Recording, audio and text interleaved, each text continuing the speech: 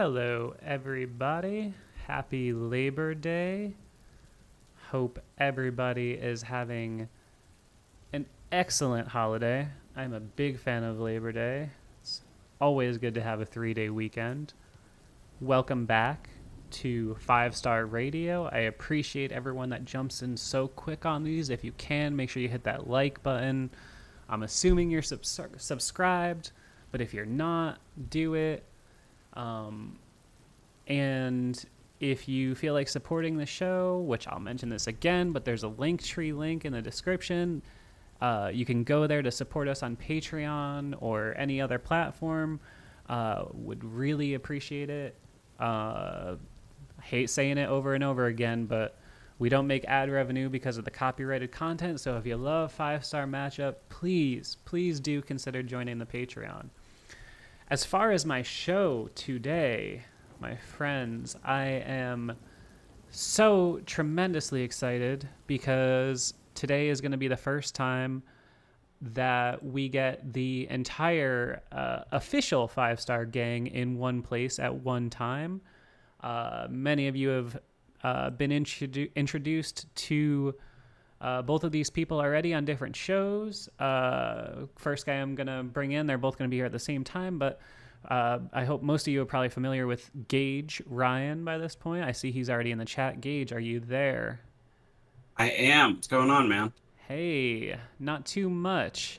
Gage is a video editor who helps out at 5-Star Matchup, does some great content. You may have seen his Matt Canada breakdown.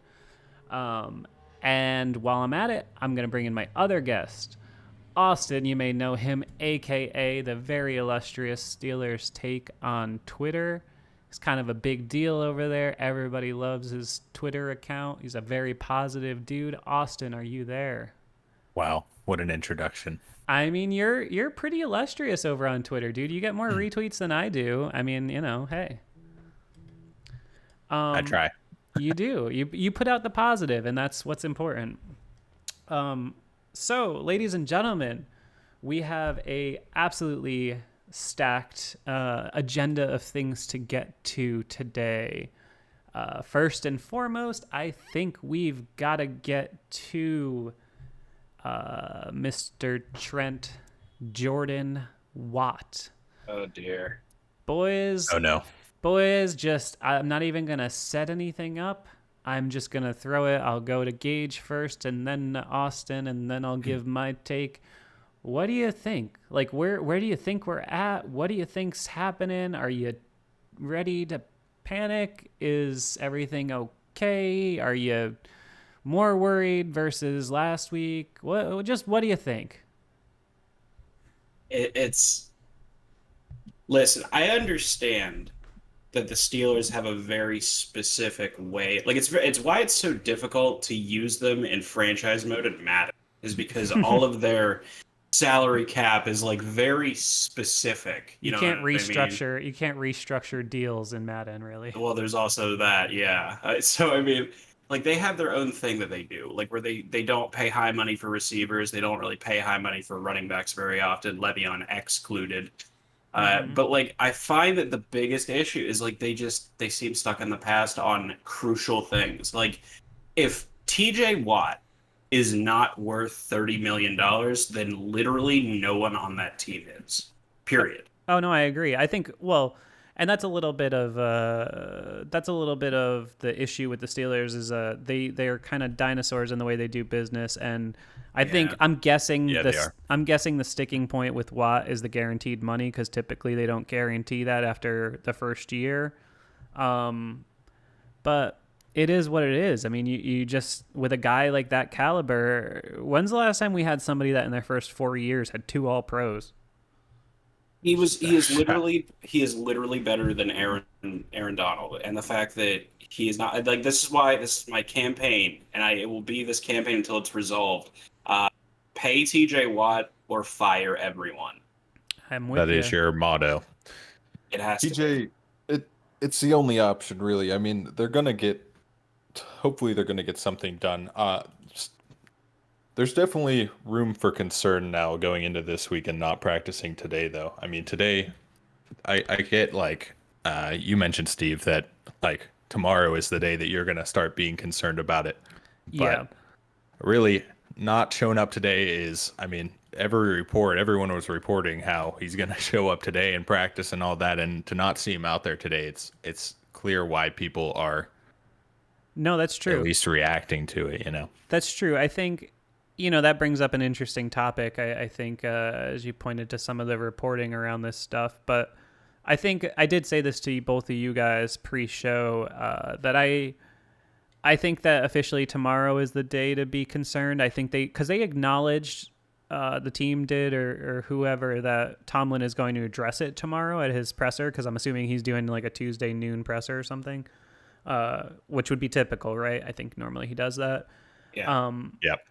And, I think if we don't know something by then I think it's going to be troublesome, because he hasn't practiced at all. And, even if he's your star player and you're not worried about his fitness, how many times have you heard it from football players? Like, you need to play football to take hits. You can't just roll in one day and Yeah. no matter how good your cardio and fitness is, I mean, Austin, I think at this point, I was just gonna say you're not a wrestling guy, but me and Gage we were both watching and texting about CM Punk last night on wrestling, Mm-hmm.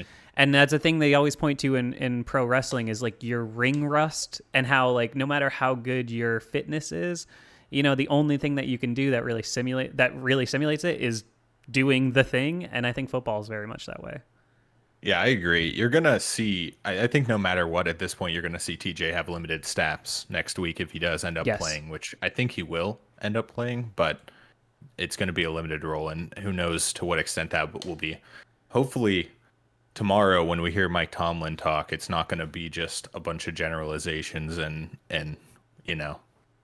that normal not. coach ling. It always is, but, at this point, it's getting concerning to a point where, like, It's down to it's the wire. obvious that that's going to be like the main question. That's going to be the first question out of the gate tomorrow.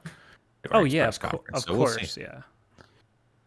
No, I think today it caught me off guard, but I did see some of the reporters that don't work for a certain outlet point out that today is considered a sort of bonus practice day. Today's not really what would be an actual practice day. So I think it's very possible that they weren't really all that concerned and maybe didn't work that hard on team stuff anyway. And so I think if TJ is not practicing by Wednesday, though, then that's pretty concerning, and to me would be a bit of a white flag, a bit of a red flag, because if at that point they're still not on the same page, then you start to say, okay, this is actually affecting the team, because they could have Mike Hilton, they could have say what you want, but if they're not going to finish the deal with TJ and his numbers aren't going up, they cleared a shitload of cap space for nothing, because they could still have Mike Hilton, and they still could have Mike Hilton either way. I think they botched that, to be quite honest with you. But because he didn't get a lot of money, but No, yeah.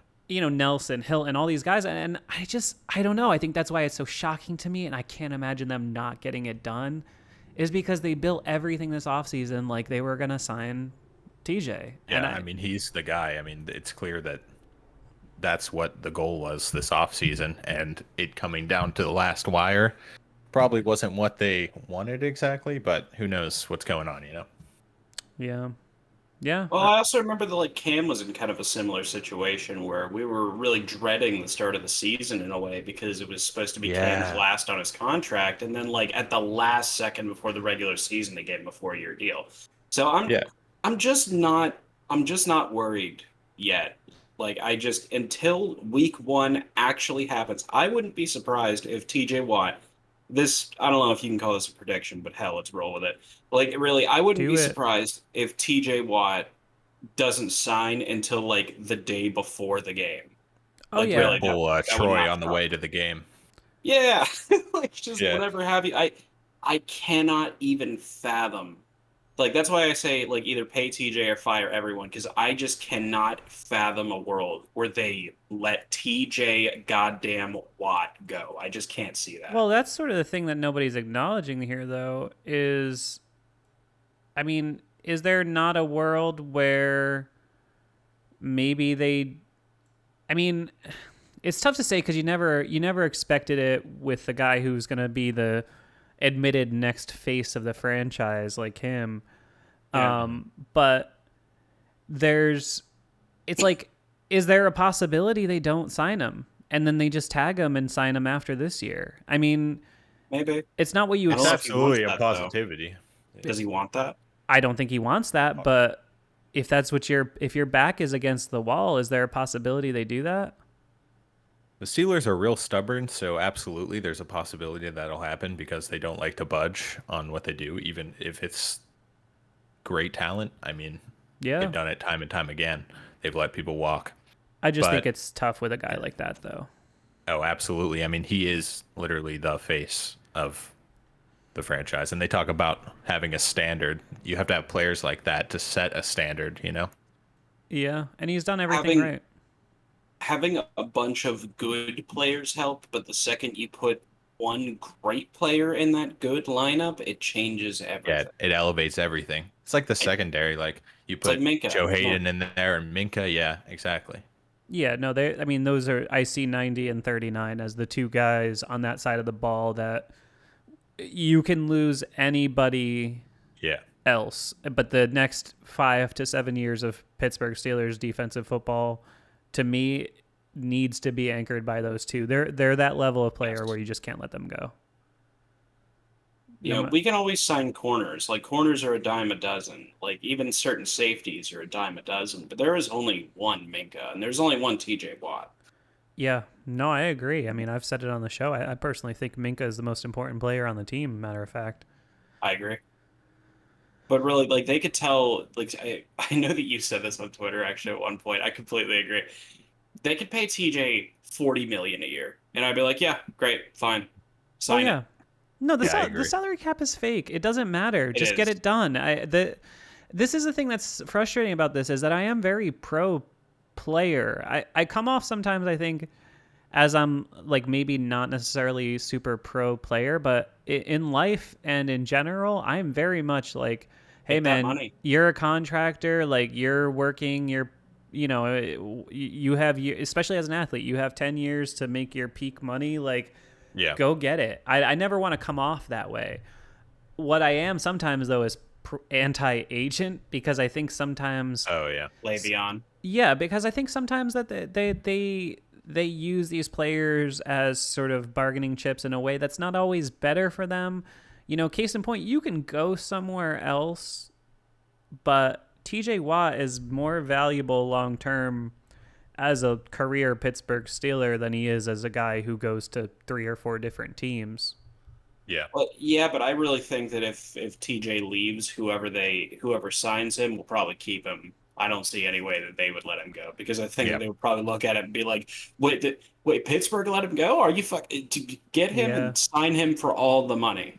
Yeah. Somebody, if they're not going to be willing to do it, somebody will. And that should Yes. be motivation enough to commit to it, you know? The guy hasn't missed, I don't know how many games he's missed, but it's extremely few.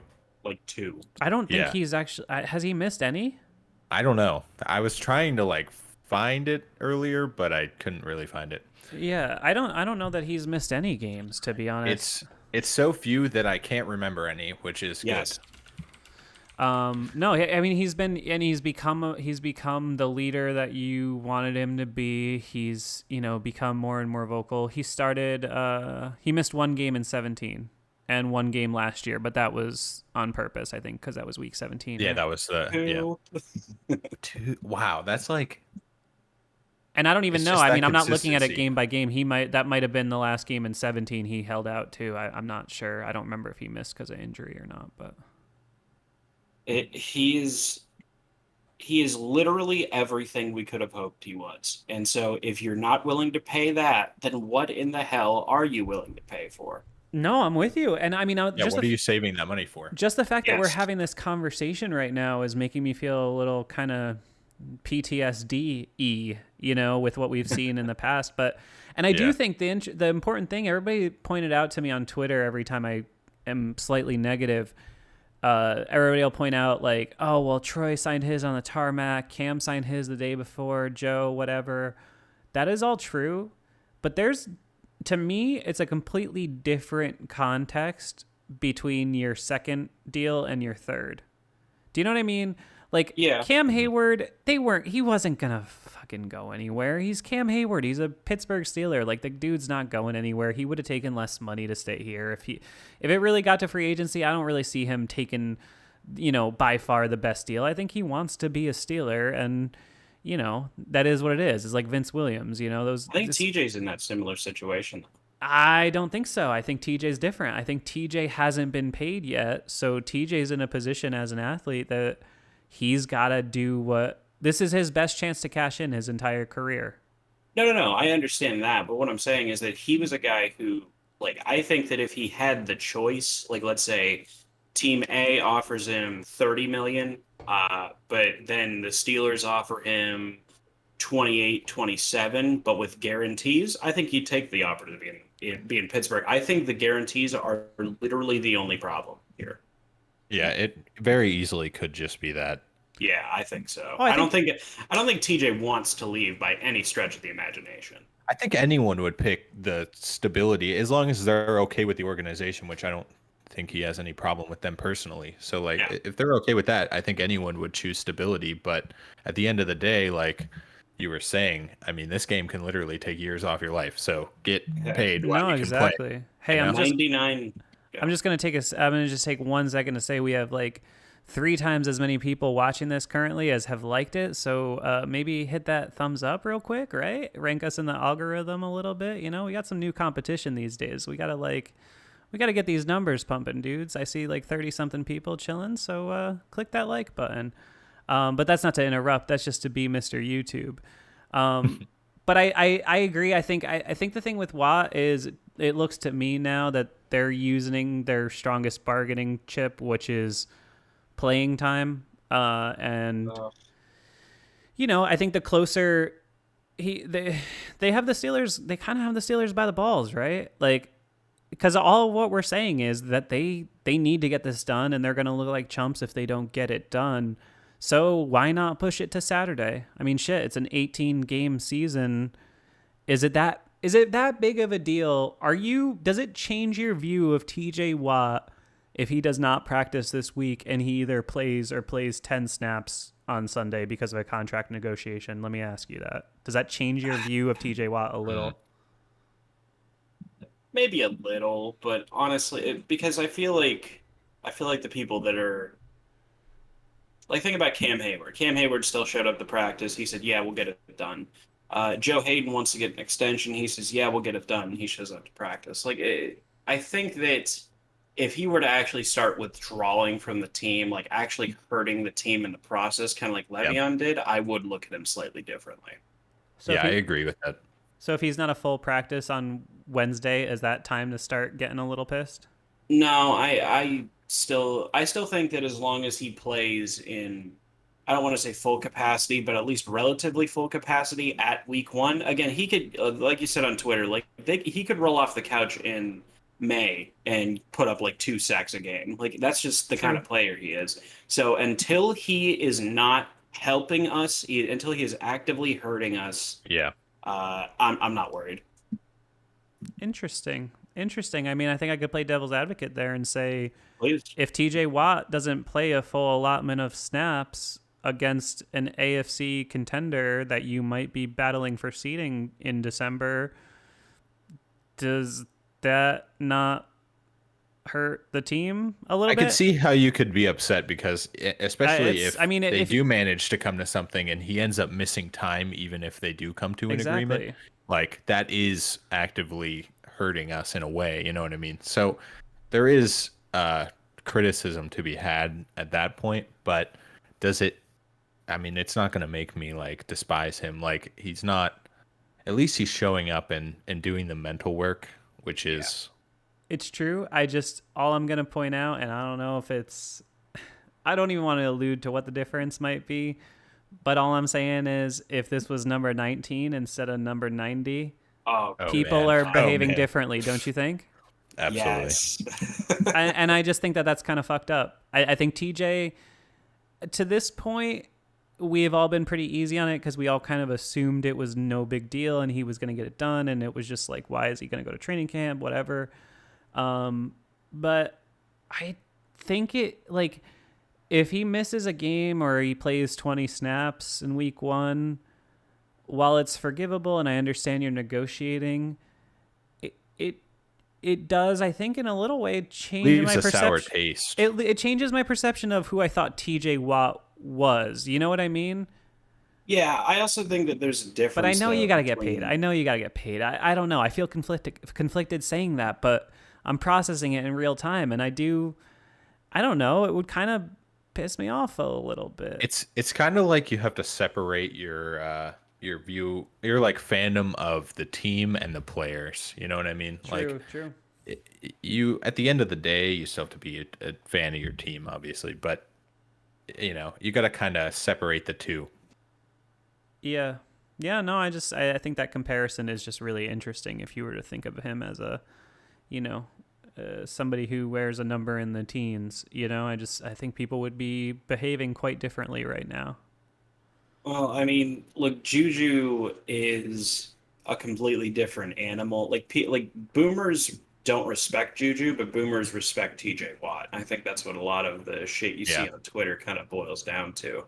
That's true, but I don't remember the training camp that Juju Smith-Schuster held out of. Do you guys? No, no. I mean, I'm not Exactly. I'm not trying to press any buttons, but I mean, hey, Juju's been there every camp.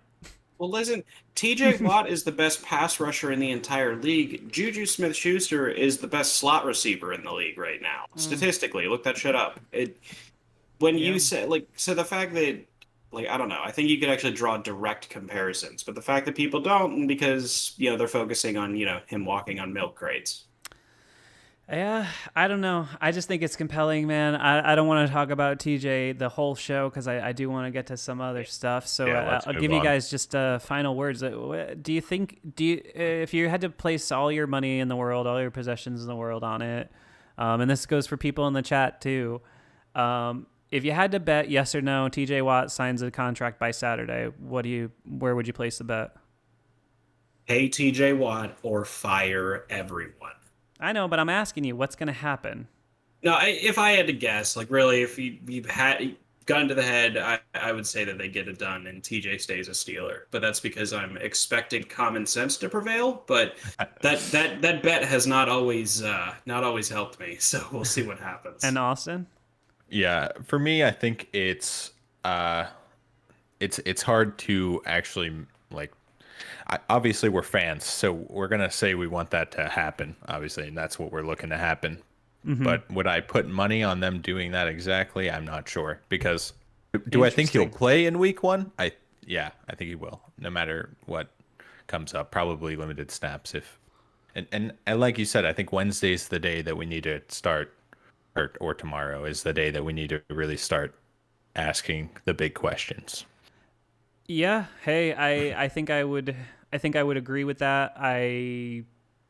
Jesse James caught that ball. Shout out. He's in the chat. One of my favorite internet buds. He says he signs a deal by Saturday, 100%. A couple other people. Joshua Shields says, I say they get it done earlier than Saturday. I was about ideal. to shout out Jesse, or Jesse James caught that ball. I was reading his stuff just a second ago. Honestly, Jesse, I just want to take a quick moment to say their new shirt is really cool. So. I have one. He sent it to me. Yeah. I am seriously trying to facilitate more merch sharing between the various small content creators in the community this year, because Is that the Muth shirt? Oh no, that was the one that Big Steeler Mood made. Okay. Which, by the way, There are a lot of nice shirts. I sold my boy I helped him sell 7 shirts that day because I posted a cute influencer pic of me wearing it and got some likes. A few people bought it, and then freiermuth slid into my man's DMs and got himself one. How about that? Nice. Yeah, I love to Freaking see shout it. out to Pat. Like he is. If this can actually be a good segue for us, talking about like the players we're most excited for this Sure. year, who like, and to me, if freiermuth isn't maybe not at the top of the list, but certainly one of the top three, then I don't know what your list is. Like freiermuth has, for one, he's looked damn near flawless in the preseason. And then yes, that's Yeah. preseason, I understand, but like the sticky hands, the route running, he can block. Like he's fantastic. Like he looks exactly like Heath Miller. He might be more athletic than Heath I too. think he is. I think he is as well. Yeah. No, that is a good transition. And did you guys take a look at the depth chart that they put out today? I did. Yeah, I did. I Any heard some thoughts on that? footnotes. Well, thank God they put Kendrick Green as the starting center. Yeah, I knew that was a case of you could just tell. Like sometimes with Tomlin, again, I've mentioned this before, but I can just read him, and I know with guys that have that personality, like Dotson or Kendrick, like you can tell he just wants to force them to like be pissed about it and want it. You know what I mean? He likes to push those buttons, so I knew that's why he wasn't anointing him, but I knew he was going to start. Yeah, I mean, he's been taking the starting reps all camp pretty much. So it's pretty obvious he's going to start, but that is the Tomlin way of kind of pushing him. My good friend in the chat, by the way, says, can we talk about Pat now being tight end 1 on the depth chart? And I don't know if you guys noticed that, but that to me was the most interesting thing. I did. They listed I them. didn't know that. They They list him them as co-starters, Yes. didn't they? Yep. Yeah, that's interesting. And I think that's like them showing him the respect that like I think they think he's going to be great like we do because he's shown that ability. So I agree. Yeah. I think that's just even more of proof of that he will be that kind of person that we want him to be. He's definitely one of the top people, like Gage said, top 3 people to be looking for this season. And the fact that if I could, to your point, actually, also, like when they say that they were co-starters, I think that that's actually a little bit of a tell or a little bit of a sign that 12 personnel is going to be huge this year. Yeah. I completely agree. You're gonna see 2 tight ends a lot. They're gonna work in tandem, and I think you're gonna see Ebron be almost more of like wide receiver 4. Yes. Yep. And and which he's I'm a good okay with. mismatch. He's a good mismatch. Yeah, I'm very pro Ebron, as you know. So I am too. I mean, Ebron has his ups and downs, but it really is. You can't let it like take away from the positives. no, Well, dude, like, that guy's a like- great athlete. Like, Absolutely. I mean, he gets open. He made a couple touchdowns on like yak plays last year, and I'm like, ain't no tight end in Steelers that I've been watching at least in the last 20 years. Even Heath was great, but Heath wasn't like taking the ball and like beating guys to the corner like Ebron does. No, he was like if Hines Ward was a tight end, like where he just caught the ball and went freaking forward. Yeah, exactly. Mm-hmm. And like I loved watching Freiermuth, like the fact like those 2 touchdown passes, one of them was, I would say a relatively standard catch, but the other one was fantastic. Like Yeah. he really Yeah, is beautiful.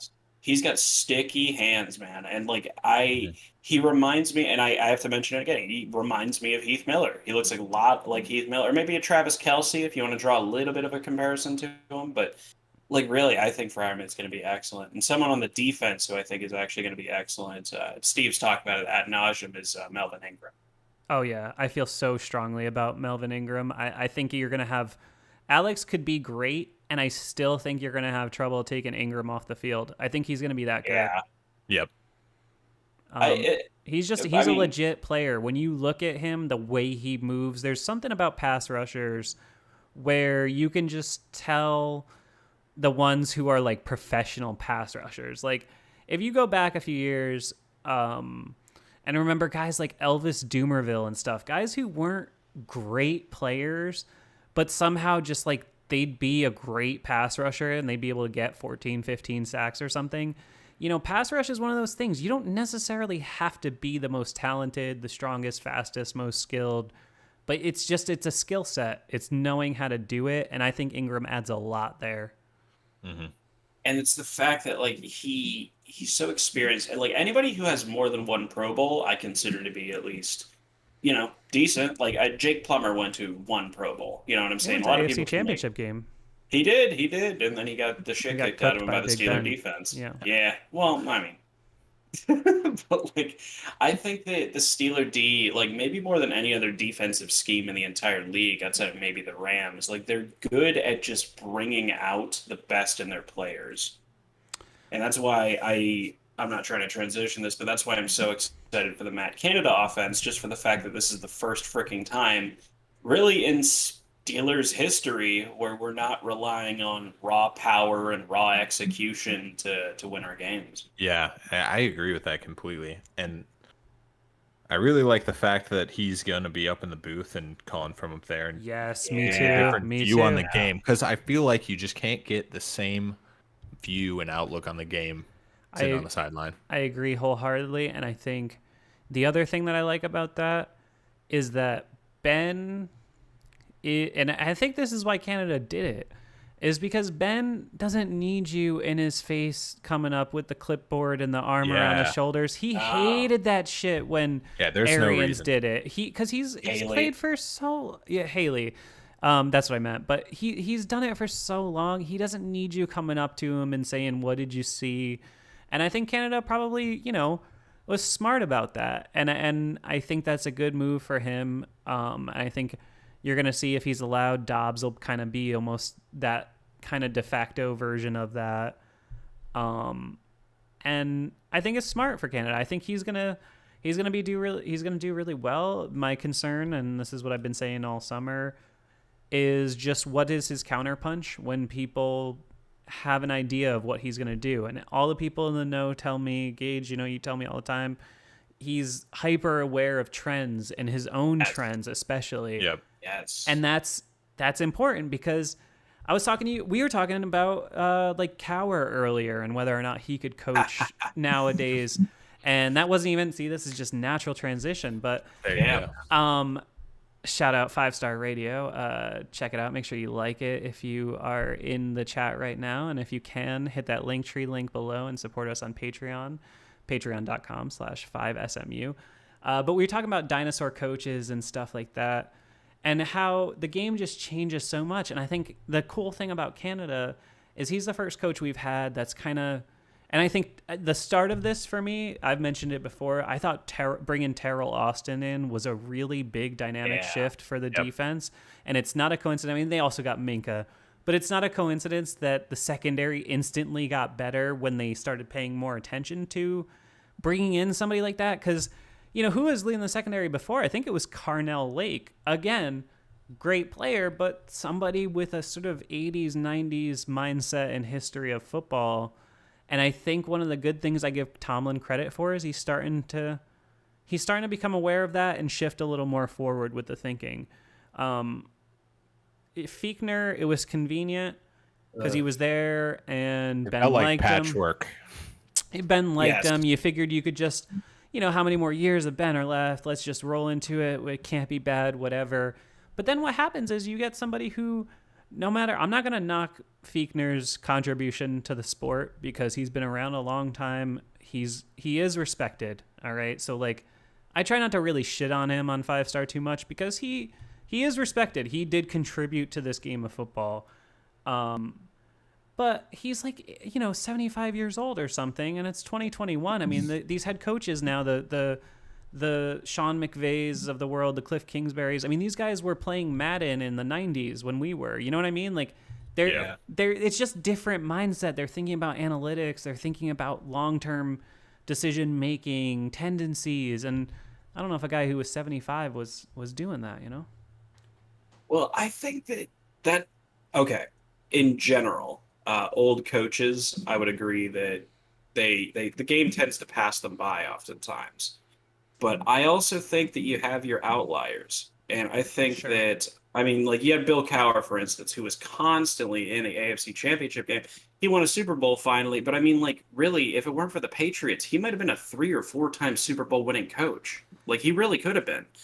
And so but then that's true. But the one thing I like to put Yinzers in their place on, because I'm just I'm half a generation older than you two. And I think the one thing about Cowher, he did have epically disappointing moments too. He did. that did, yeah. 94, I've been wanting to talk about the 94 team a lot on the show, but that team had no fucking business losing to the Chargers in the AFC Championship game, and they did. Oh, You know, he had years where he didn't deserve to get to the AFC Championship game and got there, so good for him. I give him credit, but he did have moments.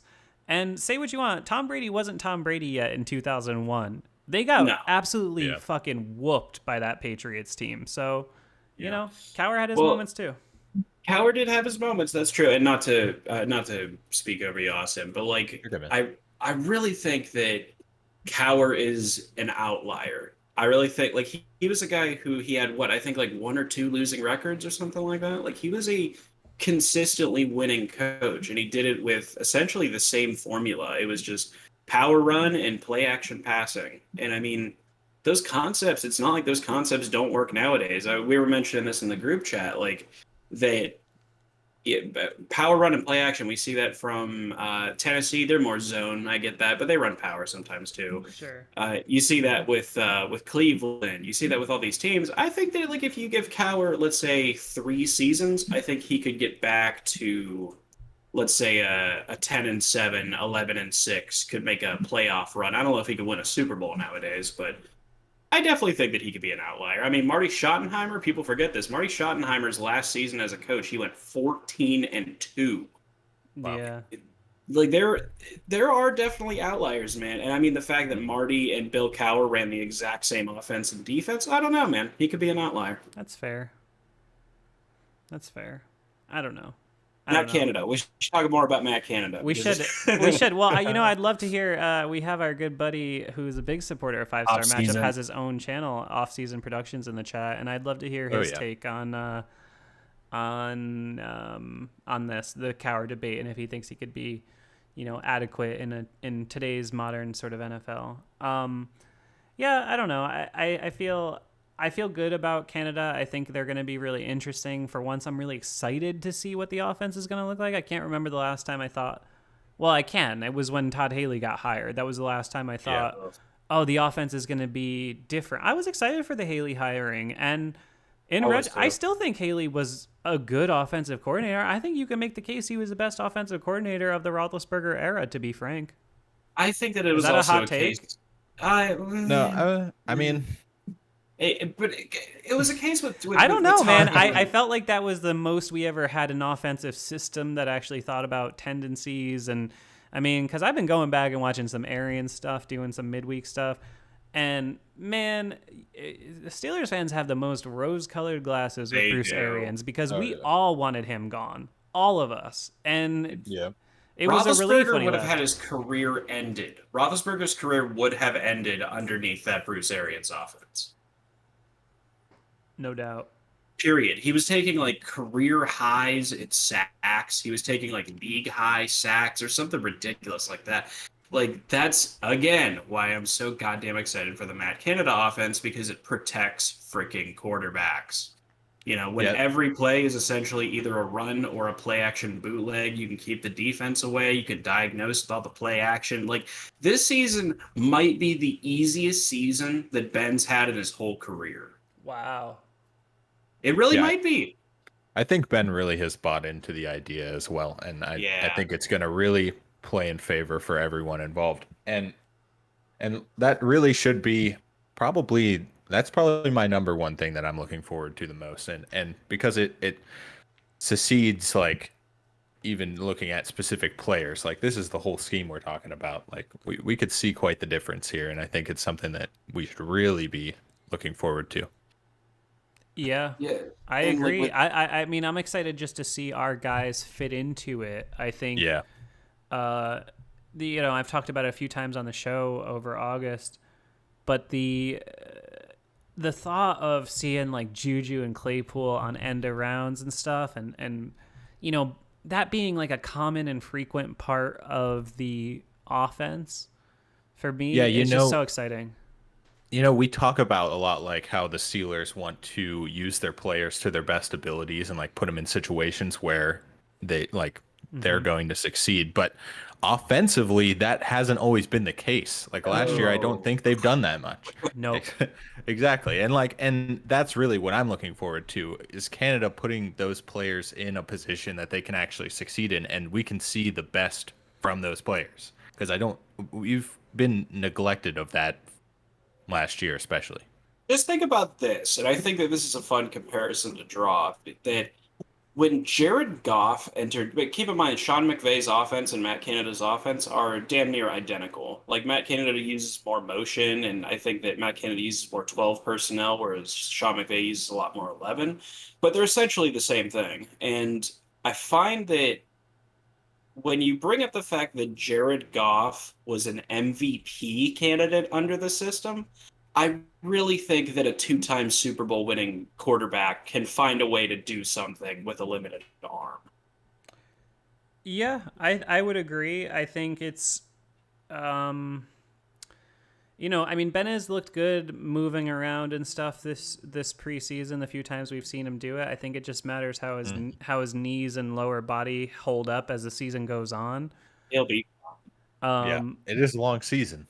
It is. And, it's just being honest to say he didn't play well in the back half of last year, really. And I personally I always thought it was that Cowboys, the knee injury against the Cowboys. I think he was more hurt than we realized. But people also have to remember that was an offensive scheme that relied completely and 100% on the quarterback throwing perfect passes and the receivers making perfect catches all the time. There was no sense of, I never ever got the sense under Randy Finkner that he was like, I want to see how I can outmaneuver or out-tactic our opponents here. No, he was like, okay, these guys go out there and make an amazing throw. It was, I don't know if you guys have ever seen Brett Coleman's video on the Packers offense under Mike McCarthy, but it was, I got flashbacks to so many Steelers offenses because it oftentimes seems like it was making things harder on Ben Roethlisberger. And Matt Canada's not going to do that. Yeah, I mean, I hope so. I hope that's the case. I think Ben can still be good, and I thought he still had really good moments. I mean, I went back and watched some of my shows from last year, and there were moments when I was advocating that I thought he was playing as well as he had ever played because, an uncomfortable thing nobody wants to talk about is Ben really wasn't that good or accurate on deep throws really since like 15, to be honest. 16, 17, 18, he was actually really not that accurate on deep throws. So to me, that hadn't really changed that drastically, but I think the only thing that really got me last year was that Bengals game. That was just the only moment where I was like, man, I've just seen Ben be able to do this and then just say fuck it and pull it off at the end, and that was the first time Superman couldn't find the cape, and that's what shook me. But then he found it against Indy, so I don't know what the hell to think. It felt like we relied on him trying to do that way too much last year, where that should be a last resort. Yes. Where it felt like that was like, oh, well, we'll have Ben just haul it in the second half and it'll be okay. We'll make it out alive. But like that should never be the case. Yes, that's a very good point. That's something that guys like Tree have talked about with the Steelers ad nauseum is the like, oh, okay, well, we're not going to play in structure anymore. Fuck it. We'll just rely on our high-end talent. And it's so nice that for the first time ever, we're not doing that. And I mean, when you had and also the problem with that too, not to interrupt you, but the problem with that too is that I think you could make the argument that we didn't have the high-end talent to fall back on. I mean, even if Ben was Ben, you're still talking about a difference in a span of 3 years. If you go back to 2017, the people he was chucking it to were Antonio Brown and Le'Veon Bell. And in 2020, the people he was throwing it at for those possession downs were Deontay Johnson and handing it off to James Conner. And frankly, neither of them did their job last year. Conner, everybody loves him and everything, but whether it was the run game, the offensive line with the run blocking, whatever it was, they weren't able to pick up like 3rd and 2s on the ground at all. And then what happens is there's the cumulative effect when you have to burn those plays. How many times... Remember I did that Juju video last year and people were like, what is this? Because I did like gritty plays or something. Yeah. And how many things on that were these tricky little things to convert, like 3rd and 1, 3rd and 2s? But those are pass plays you're burning. And then by November, that's when Marlon Humphrey is like, oh, by the way, we knew fucking everything they were doing. Yeah, with Connor, like I posted a screenshot early this morning of Najee pretty much with 2 guys right in front of him, like 2 yards back. And he manages to get like 6 yards out of that. And that's something that we should like really be looking forward to as a change. Because I felt like James Conner didn't have that ability when he was running. And that's... Oh, I'm sorry. Sorry, go ahead. No, so that was something that I noticed with the when I did the Najee Harris Rookie of the Year montage from a couple months ago. Is okay, so Austin and Steve, I don't know if you guys remember when we drafted Najee that Kevin Colbert said something that got memed like to hell, which was that he finds invisible yards. Oh yeah, you guys totally. remember that? Totally. Yeah. Okay. It was funny because I remember watching in those preseason games. I'm going to be gone in for 20 seconds. You guys keep it going. I'll be right back. 20 seconds. Yeah, take your time, man. Yeah, I mean, like, I saw that, like, when I forget which preseason game it was, but they played a preseason game, and they handed the ball off on an inside zone, and it was, and, like, the entire line just got collapsed inward, it seemed. Yep. And he somehow got a 6-yard gain out of that. I was like, how in the hell is that even physically possible? Yeah, I think my screenshot was from the Eagles game, I think. And like you said, it's really great to see that because, like, not to compare, but that's something we haven't seen since Bell was here. Yeah. Like, that's what made him great, in my opinion. That's why he got so much recognition, is he knew how to work himself in the box and get those extra yards. And that's so crucial. Yeah. I mean, every yard matters. And if you can't pick up those 2 extra yards when you need them, like, you're putting your team in a horrible situation. That was the problem with the offense last year. It wasn't that they were never able to get decent pickups on the ground. It's just that when you need to be able to get 2 or 3, you need to be able to get 2 or 3. And there were so many plays in those Bills game, the Bills game, Redskins game, and of course those are both good fronts, but they just like. They couldn't do it. They couldn't just line up in an I formation and get a 3rd and 2. They couldn't do it. Yeah, and people always want to blame the line for that, and sometimes it is that, but sometimes it's also the fault of the runner too. Like, yes, they both are factors at the end of the day, and a lot of people don't want to give that side of it as being a factor in it, but it is. I mean, Najee can help this line grow as much as this line can help Najee grow as a player. That's actually a very good point, and I think it's part of why you've seen them make a real sort of paradigm shift on the offense. They targeted some different guys as far as linemen than maybe we would have expected. I mean, shit, we all did a million mock drafts, saw everybody, all the Nick Farabaugh of the world, all these people tweeting about everything related to the draft. And I didn't see anybody have Kendrick Green on their radar as the Steelers draft pick. And clearly they targeted him.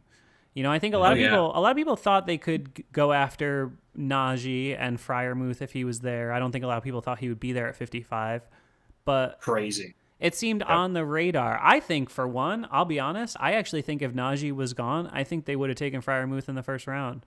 That's what they said they were going to do. I really think, and I think that was factual. If they say that, that's interesting. I think they would have. I think they really like him that much. I think they think he's going to be that good. But Kendrick, nobody had him on their radar. And, this was the point I was getting to, is that they're kind of redesigning the scheme and the players to fit each other in real time.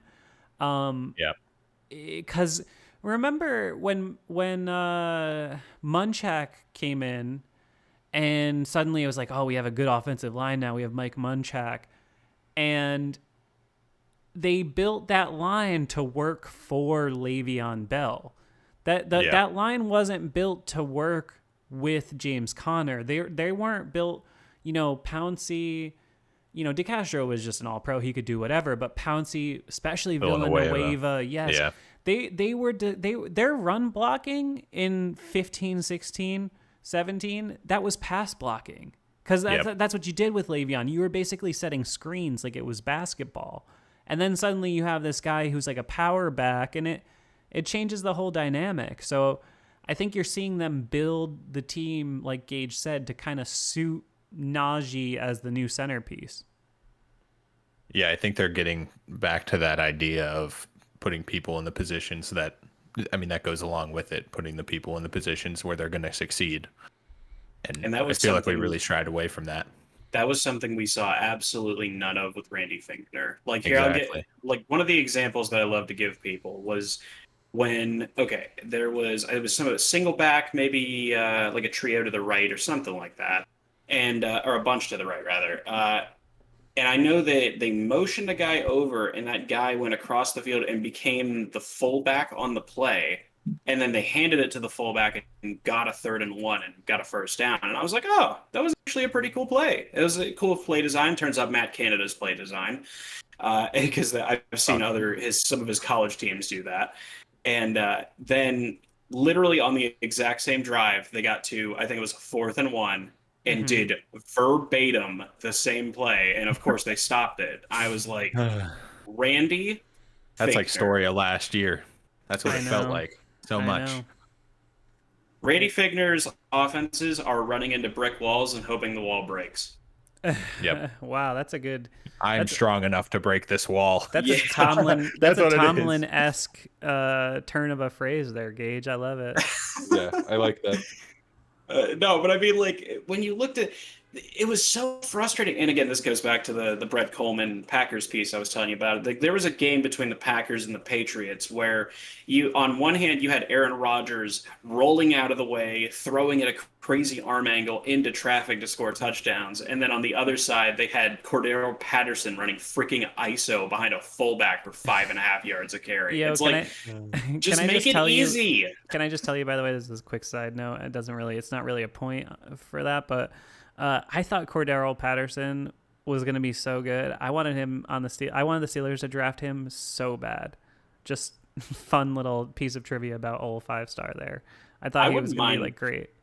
I thought it'd be cool if they took him now. He's a great kick returner. You can bring him in as a receiver / running back. I think that's kind of where the game's going now, is like these flex kind of positions, but like your Taysom Hills and whatnot. So, I mean, I wouldn't mind seeing Cordero Patterson. I think Matt Canada could actually do some real work with him. Speaking of special teams, like kick returners and stuff, this is a non-Steelers aside, but hey, shout out 44 concurrent viewers chilling in the chat right now. I love it. If you can hit that like button, that'd be awesome. And there's a link down below that can bring you to various 5-star links where you can help follow us or support us on other platforms. So please do that if you can. Speaking of kick returners, though, the Devin Hester is up for his first eligibility for the Hall of Fame this year. Do you guys think he gets in? Do I think he gets in, or do I think he deserves to get in? I think are two separate questions. I was assuming that we would all be in the camp of he deserves to get in. I agree. Yes. Are you there, Austin, too? Yeah, I'm here. Yeah, I am there too. Yeah, so, but I mean, do you think he gets in on a first ballot? I mean, because to me, if you're considering kick returner as his position, he's a first ballot Hall of Famer. He's the best person I ever saw do that job. It's him and Cordell Patterson. They're the two best. Yeah. Cordell Patterson was the only guy that I would see taking a kick literally from the back of the end zone. I don't know if I ever saw Devin Hester go all the way to the back and return it. Like, he's definitely taken it 6-7 yards deep, but like, I've seen Cordero literally like lean back, like to avoid being out of bounds, catch it, and then take it back for a touchdown. So I don't know if I've ever seen anyone do that. Yeah, no, he was an impressive. I mean, they're both impressive players. I think the only other thing I saw like that, I remember maybe 2003, Chris McAllister, cornerback for the Ravens, returned a missed field goal, like 107. Wow. I don't know if you remember that. Because you can field a field goal if you want, and he returned it like 107. That was awesome. I haven't seen that since. My man Nubian Sosa's in the chat, and he says Dante Hall was better than both. I guess I consider Dante Hall more of a punt returner than a kick returner. Debatable. Yeah. It's different jobs. The kick returner, it is impressive that Cordero Patterson is doing that in this era because the kick return is pretty hard now. If they're gonna just like kind of outlaw it by changing the rules constantly, then they should just get rid of it, and you should just start on the 25.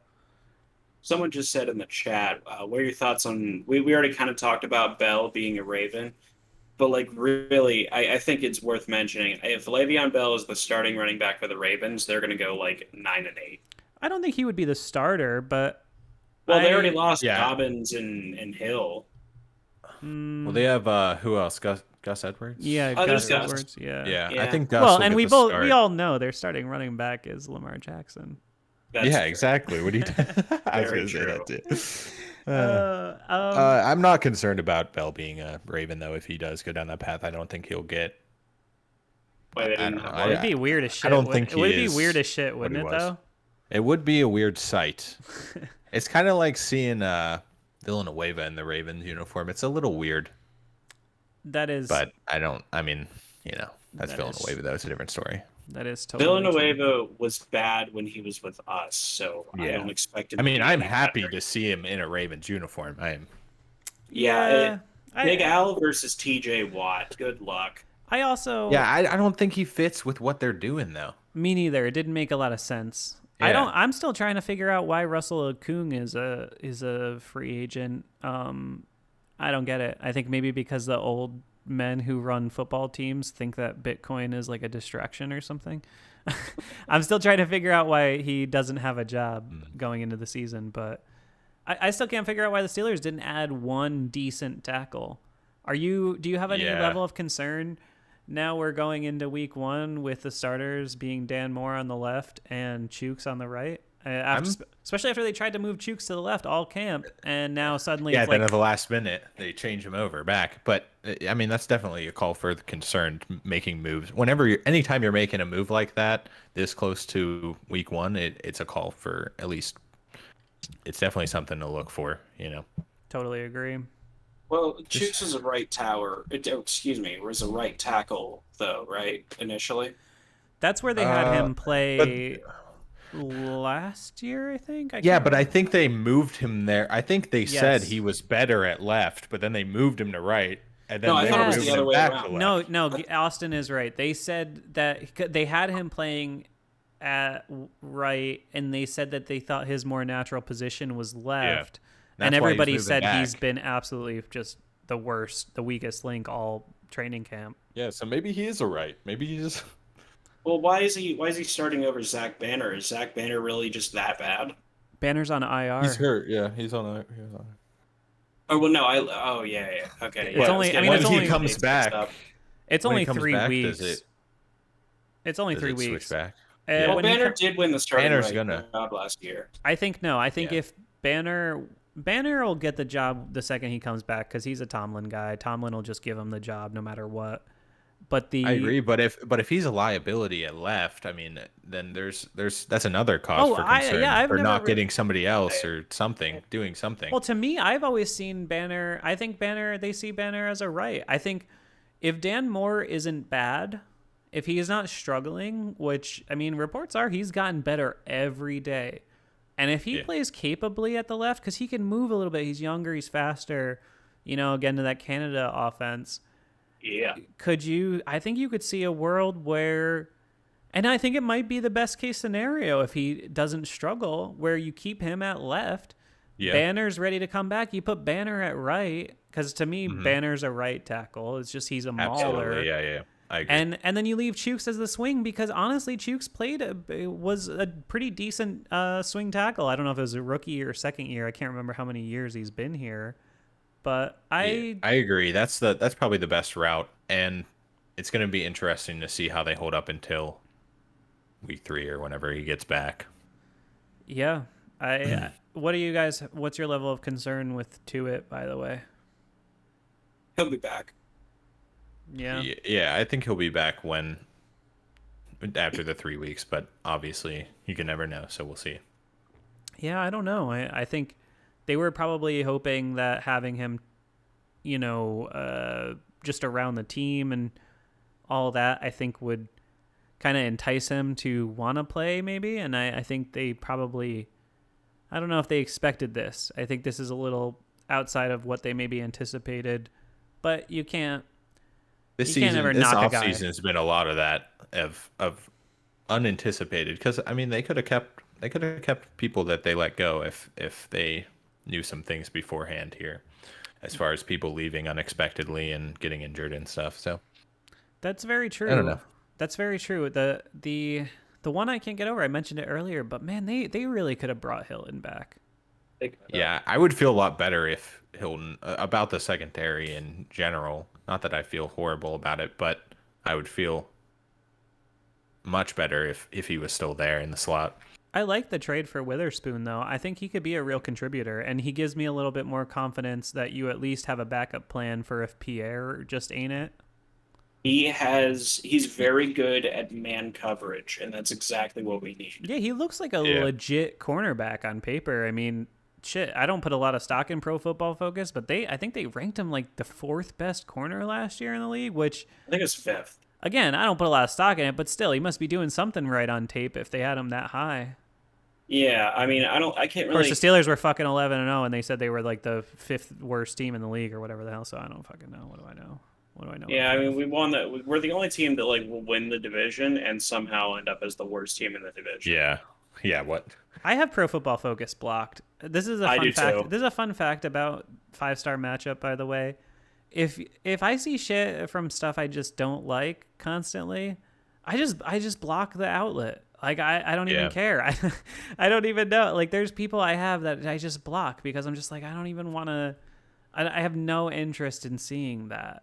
Like it's not the worth way I listening see to them, the way I their see hot takes. The way I see some of the Steelers Twitter interacting with each other and quote tweeting guys like that fucking Browns idiot. What's his name? The Browns like Sir influencer something. guy. Sir Yacht, right? Yeah. Like, don't you understand that is that's their currency? Is he's trying to get clicks, retweets? man. You can't. Yeah. I don't get it. I don't get why people retweet that stuff. That's the point. You're supposed to retweet it and be pissed. Yep. Yeah, that's why I don't do a lot of this. I have a couple rules I have on Twitter, and one of them is anybody that has PFF in their name is blocked instantly. No exceptions. Oh, they're awful. And what I don't like about it is that they put out the clickbaity stuff. A lot of people in the sports media do this. Sadly, the Steelers Depot. Yeah, sadly, the Pittsburgh media.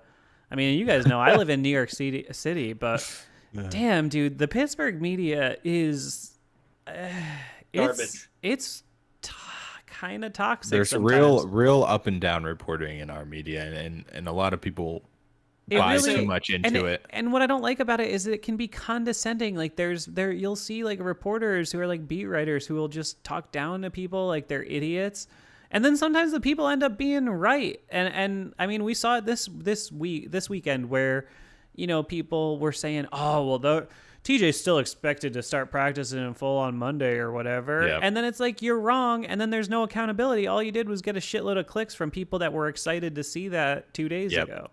Exactly. That's a great example because that literally it's just played out.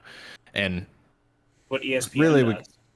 We got to quit buying into that as much. And especially like stuff trying to get people down. We can't give it as much attention as we do sometimes. I wish that was the case, man. I wish. Yeah, in a perfect world, it's going to always be there. But at the end of the day, like you got to try to be a little positive about the team and that's what take that stuff with a grain of salt. That's what we're trying to do here at 5-star matchup. Right. And I do want to give you guys a little bit of a shout out on the air. I appreciate you guys taking the leap to come and join the 5-star matchup team this season. To everybody that's hanging out now in the chat and everything. It really it means a lot to me. Both on the audience side and on the you guys side with participation. So big thank you to everyone trying to keep growing this thing and make it turn into something that's positive and fun for everybody. So thank you guys. Yeah. I think that's what makes like what we're doing different, and it's that we're trying to bring that positive aspect to it, and that's why we get along a lot too, and that's why we talk a lot. And that's hopefully what you guys like too. That's what Yep. we like to do. Try to bring a little bit of positivity, because like the Steelers are supposed to be a distraction from all the bullshit you got going on in your I day. Okay, know. why you want to really go on Twitter and read some assholes hot takes or something? Oh, Like I know, it's just gonna dude. make you sad, man. I know. Like let's talk about the Steelers and have fun about it. Last year couldn't have proven that to me any more starkly after the year we went through in 2020. And I'm just watching it, and I'm just like, People are trying to convince us not to enjoy. I know, and an I had 11-0 start. I had this moment at like 10-0 or whatever where I'm sitting there and I'm like, I could very easily name you the 10 best days I've had this year. And they were all fucking days that the Steelers won a game. Like, I'm not gonna be negative about that. I mean, you can not be confident that they're gonna win a Super Bowl or something, but damn, dude, like, it's an entertainment product. Why do you want to be mad about it all the time? Well, Yeah, I think some people, that's their thing, is like they get off on just being contrarian, being everything has to be horrible, and Tomlin needs to be fired at all times, and Colbert needs to be fired at all times. I mean, and I'll use names specifically, and I'll use a little more a little different way to describe them than Steve might. Like these parasites, like these people like Mark Madden, who just Yeah. these people like Mark Madden who just will never shut up, and it's always negativity. Yep. And it's because it hot shots for a 1 week rating. And it's the same thing I don't, Steve, since you're a pro wrestling guy, Austin, I don't know if you are, but that's what WWE does. That's what WWE's done for the last like 15 years. They find random shit, they throw it at the wall, and they hope it sticks. And there's no consistent viewership. I mean, especially with people like Mark Madden that aren't just, terrible people. But like where all you're doing is stirring outrage, there's no longevity there, and it just makes everybody's day worse. And I like to think that we're not like that. No, I hope so, because that is definitely why I started this thing, and that is, what keeps me, putting my nose to the grindstone on this stuff when I barely get paid for it, because I really believe in it. I don't, this is to me not just like a channel, like I really am genuinely trying to create a sort of, I'm trying to create like a vibe and a feel, and it's so gratifying to me when I come into we do these radio streams, which aren't even doing like our big numbers that we're going to be doing in September, October, November. But even that there's been, 35 to 40 people listening to us this whole time. And I mean, I'm sure you guys have been peeping that stat too. And like, man, like, I know these people. Like many of these people that are in this chat are people. I mean, these are the people we interact with all the time. Really, and like it's cool to actually be able to get here and like talk in front of them. It's so gratifying, man. Like we have a feel and a vibe, and man, it's just, I don't know, it's cool. If I can give anybody a piece of advice, it's just not football, but just real life. If you feel passionate about something, man, just do it. Just do it. We're all trying to get through this thing alive, and the real fact is none of us do. So there's an end to this thing. Just do what you want to do, because, hey, 35 people listen to you bullshit about the Steelers with your friends on the internet, right? Yeah, just enjoy your freaking life, man. Like life's too short to go to work, be miserable, and not enjoy your existence.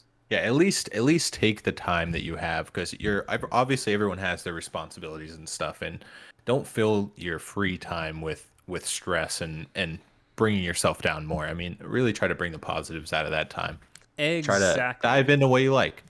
Exactly. And now that we're going to move off of being a life coaching show, which, that could be like a secondary show. A life coach. When we join our podcast network, we'll get a life coach show. But I'm starting life coaching. But I do want to get briefly just to talk a little bit about the Steelers and Bills, because I think it makes some good segments. But just before then, I'm just going to give, in case there's some new people, make sure you consider hitting that link down below, that Linktree link, and supporting the show on Patreon. That is the absolute best thing you can do to get us where we're trying to go. $4 or $7 a month, you get free shit in the mail. It's dope. You won't regret it. We're trying to get paid like Drew Brees up in this bitch. Exactly, without the regrettable statements in relation Oh, to, yeah. so on and so forth. Drew Brees is overrated, and Ben Roethlisberger was and is a better player in every aspect. I'll take that to my grave. Let's talk briefly. If you guys aren't in a rush to get going, we still have people hanging out. I got time. I got all freaking night, man. I mean, as long as people are going to keep listening to us, let's just keep talking. I do want to talk just a little bit about the actual game. It is a game week, gentlemen. It's easy to forget because it is Labor Day and most of us didn't work or whatever today. And it's a Monday that feels like a Sunday, but it's actually a Monday. We play a game. Wait till it's Thursday, man, and there's games going on. You are gonna be feeling it. I am very excited. I mean, that's the cool thing about starting the week on a Tuesday. I'm a big proponent, by the way. I'm such a big proponent of the ensuing short week after the long weekend, as opposed to the preceding short week. Like, I prefer to take a Monday off than a Friday. I like starting the week in the middle as opposed to. It makes Sunday feel nice too. Oh, it's so good. When you do it that way. Dude, I stayed up till midnight watching wrestling last night. I felt like I was 8. It was awesome. Same. Nice. It was awesome. But yeah, let's talk about the actual game. What's your confidence level? What concerns you about, what matchups are you looking forward to? What matchups are you a little nervous about? This goes to the chat too. Yeah, why don't you guys, whoever wants to go first, what are you feeling? Yeah, I'd like to hear what the chat, as far as even a record prediction, if you want to put it in the chat, that'd be cool to see what you guys think, or who are you looking forward to the most. For me, I think obviously we talked a lot about the offense in general and the new scheme, and really that's my number one thing that I'm looking forward to. I mean, that's a very general thing, but that should be something that everyone's looking at, because that's gonna show what's to come. Not just that game, however that game ends up, but in the future as well. Something that I am worried about would probably be, the obvious one would probably be the offensive line with the changes that are made this past week. So we'll see how that goes. I mean, that could go either way in my head, and I'm just hoping for the best. I mean, I want to see an at least good performance out of them that'll give us a little bit of confidence going into the season. That's what we really want to see. We want to see stuff that will give us hope down the line. Yeah, I think that's a good point. That it's sustainable. I think that's a good point. I think my good friend Zibs in the chat says, I don't even know how to pronounce your name. I hope that's the right name. Sometimes I refer to her as X. I don't know her name exactly, but she's always interacting with me on Twitter, and she's the best. But she says what matchup she's nervous about is the linebacker that's going to end up covering Stephon Diggs. And I think that's I hate that that's an accurate point, but it is an accurate point. I thought they struggled with Stephon Diggs last year. I thought they had Cam Sutton on him a lot, and I remember him getting kind of cooked. So hopefully they can hold up in the secondary. Someone else in the chat says Josh Allen's a concern, and I gotta admit, I don't know, man. I think I think he really transcended to being a great player last year. Oh no! Well, Pierre, I completely agree. Josh Allen's probably. I don't think it's even probably. He's a top 10, maybe top 5 quarterback. He's top 5. He's special. By the way, I got a nice limited Josh Allen Wyoming card in one of my rookie boxes the other day. I was going to give that out to somebody, but I kept that for myself. It's in a sleeve. Well, so there's a couple things that I think the Steelers really have going for them in this matchup. Mm-hmm. Their defense has gone from more of a 3-4 to more of a nickel. I'm sure you guys have noticed that. And so that's one extra defensive back. That's one more guy that you can at least hope can cover a slot receiver, or in this case, Stephon Diggs. Or Stephon Diggs? Yeah.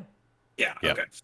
Yeah. So you have that. So that's one at least good trade. There's also the scheme, which I have to mention ad nauseum. I understand, but the play action game is going to make a huge difference, because you guys and everybody in the chat knows as well as I do, the Steelers have ranked 32nd in play action for the last 5 seasons. Pretty rough. So that's Yeah. a huge, and also it's been proven analytically that a good run game is not needed to establish play action. So I think that's another thing that we have going for us, that our play action game can work with or without our O-line holding up. Mm-hmm. And on top of Fair that, and I think the biggest thing about this game is the pass rush, which I think goes hand in hand with the secondary. But to me, if the pass rush can get home and make Josh Allen uncomfortable, I think we'll be all right. But it also, because our defense, like Steve and I talked about this on the last stream that we did, our defense works best against mobile quarterbacks. And Mhm. so Really if does, we can if we can collapse that pocket, I think we can win. But I am predicting us to lose because it's week 1.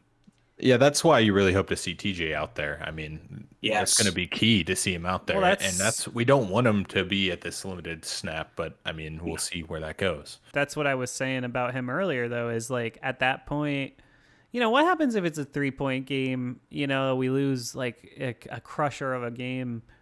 What ifs? You're talking about Buffalo. Like, that's one of the teams that you're going to be jockeying for position with in December. Start.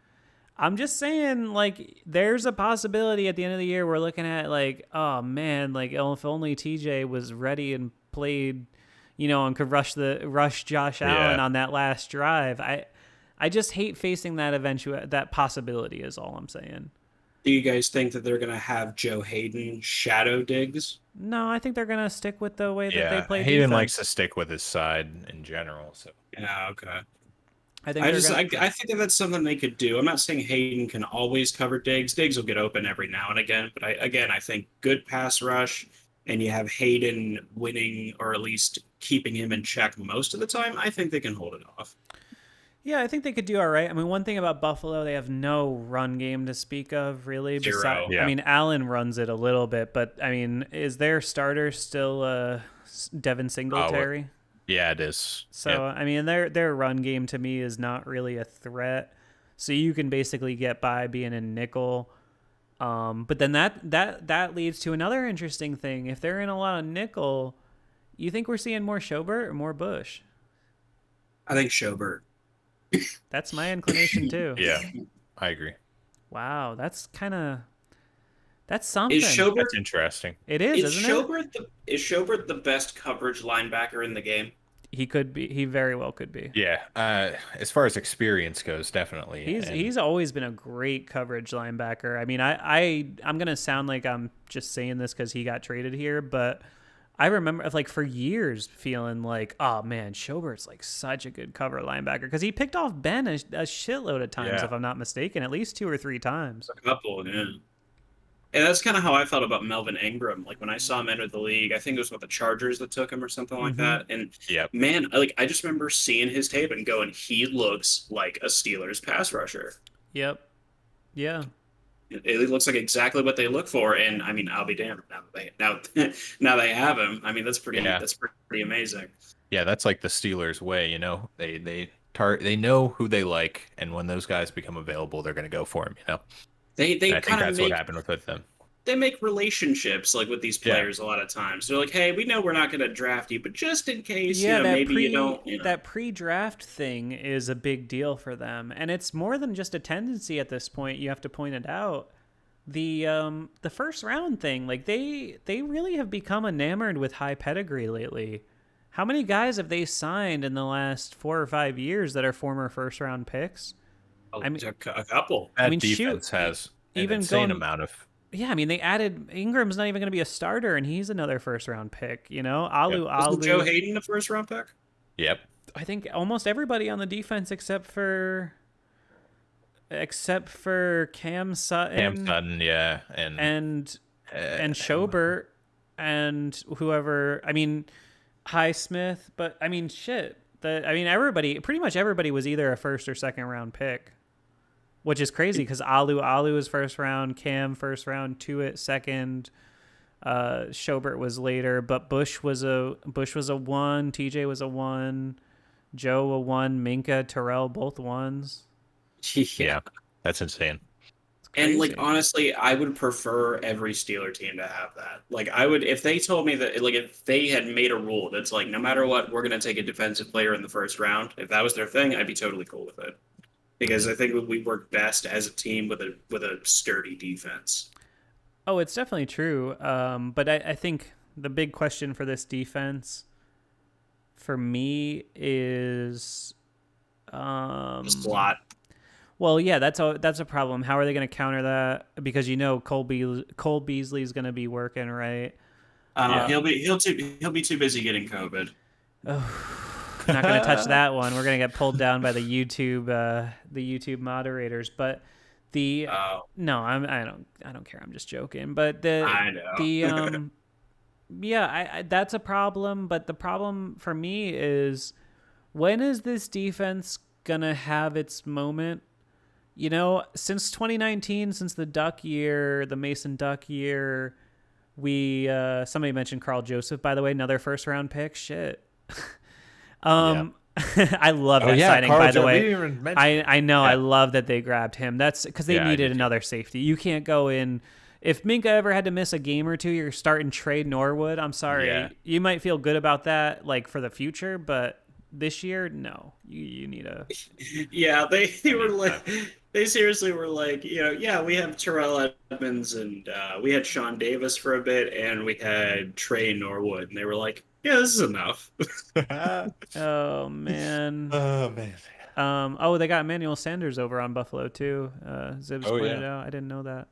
Emmanuel's good, but goddamn, is he old? He is old. He was on that 2010. How old is he now? Yeah. Oh, I can't say why I know, because it'll give away our midweek content. But he was on a game that I was watching today and working on. Hey. Oh yeah. Wow. So secretive. Hey, you gotta. I like to surprise the people, man. Like, I don't want to expose. And plus, you never know, man. This content game is Game of Thrones, bro. Somebody finds out I have some game that I'm working on, and they'll put out a highlight package the day before with a bunch of arrows in the thumbnail and a clickbait title. Huh? No one. I'm not talking about anybody in particular. I'm just saying, you never know. Yeah, I mean, it wasn't like we had someone who, basically directly ripped off our painted black piece or anything. Oh my god, Cage that was just coming to fight.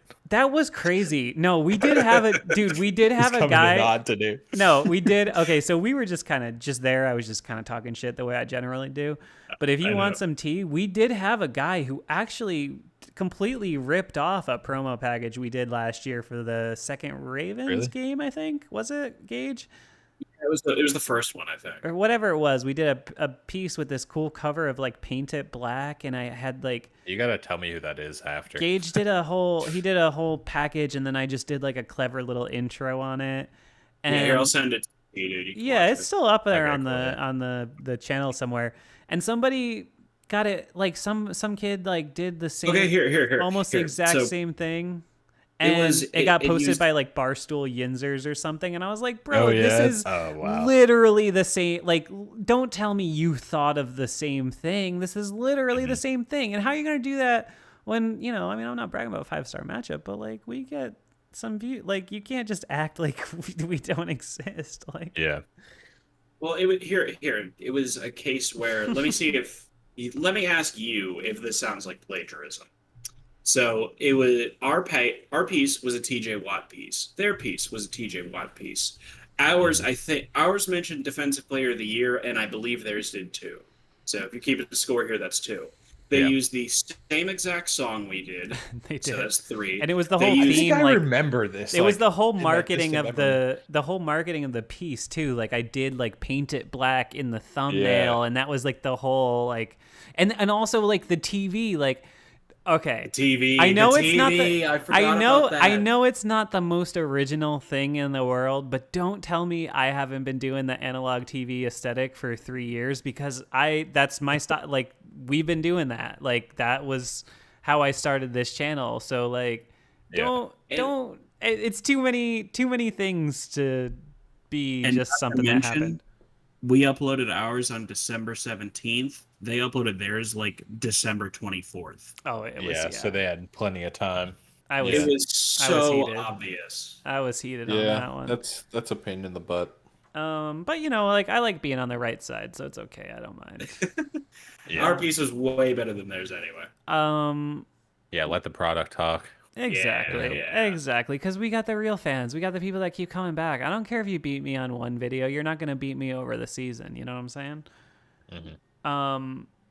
So yeah, I don't know. Confidence. We were talking about just the Bills a little bit and the confidence level. I think if I had to bet my house on it, I think it's probably more likely that we come out with an L week 1. But as the closer we're getting to it, maybe I'm just being a fan and I can't help myself.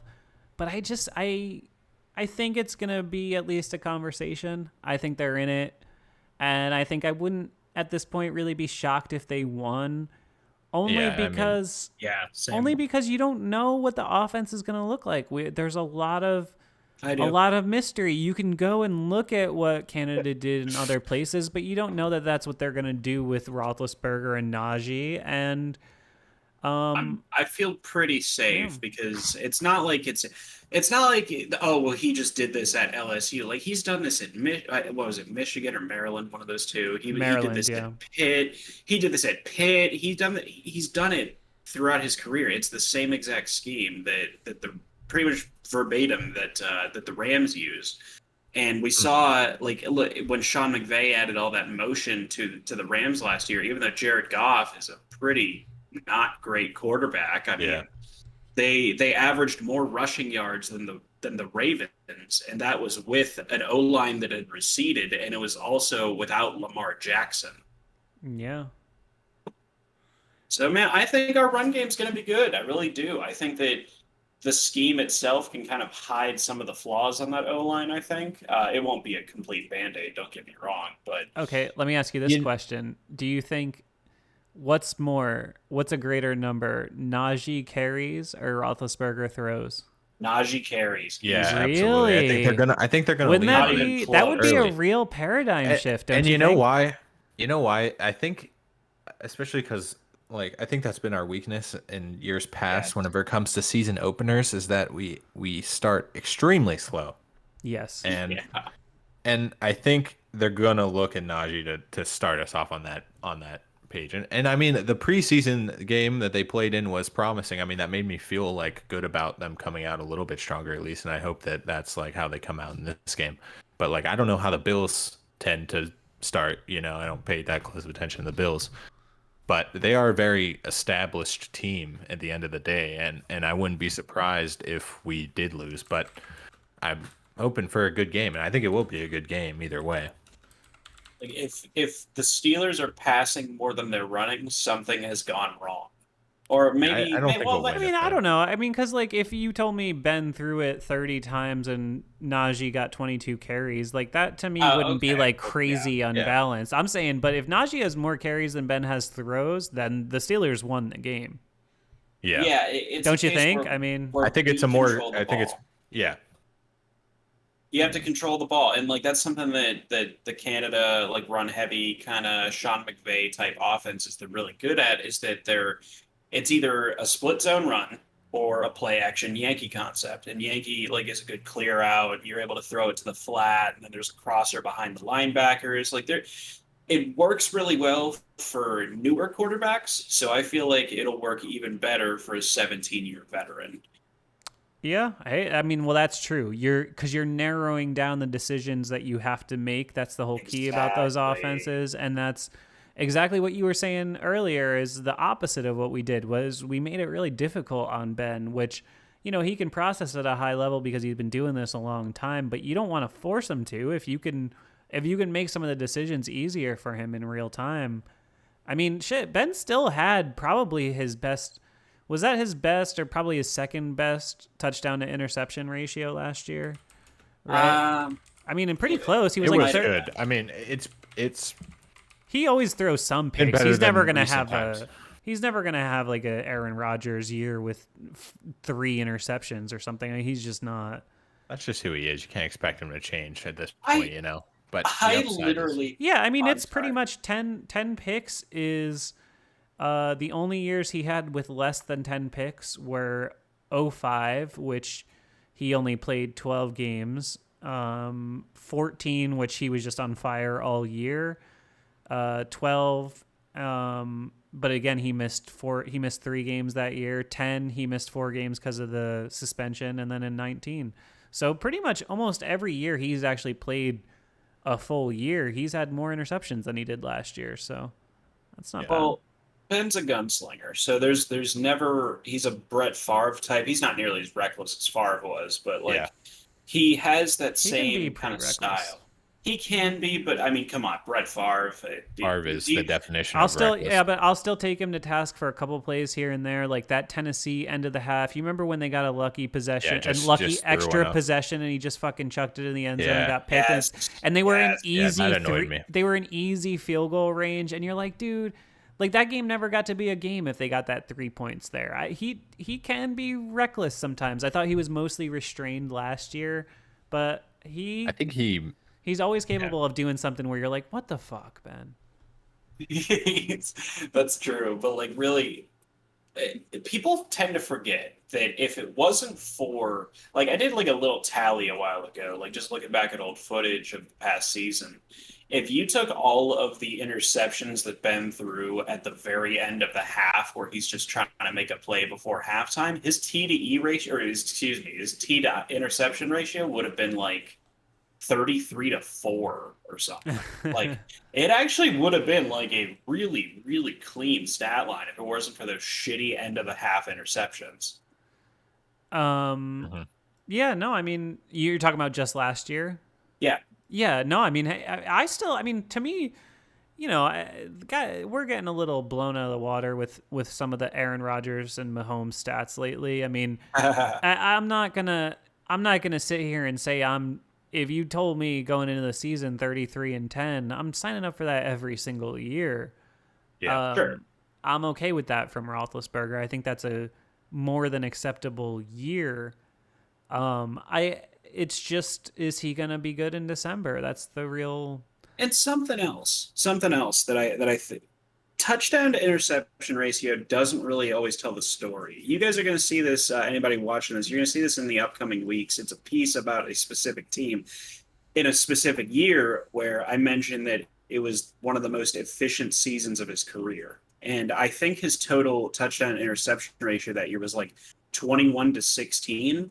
But like on a per throw basis, his accuracy was at an all-time high. His career sacks were at an all-time low.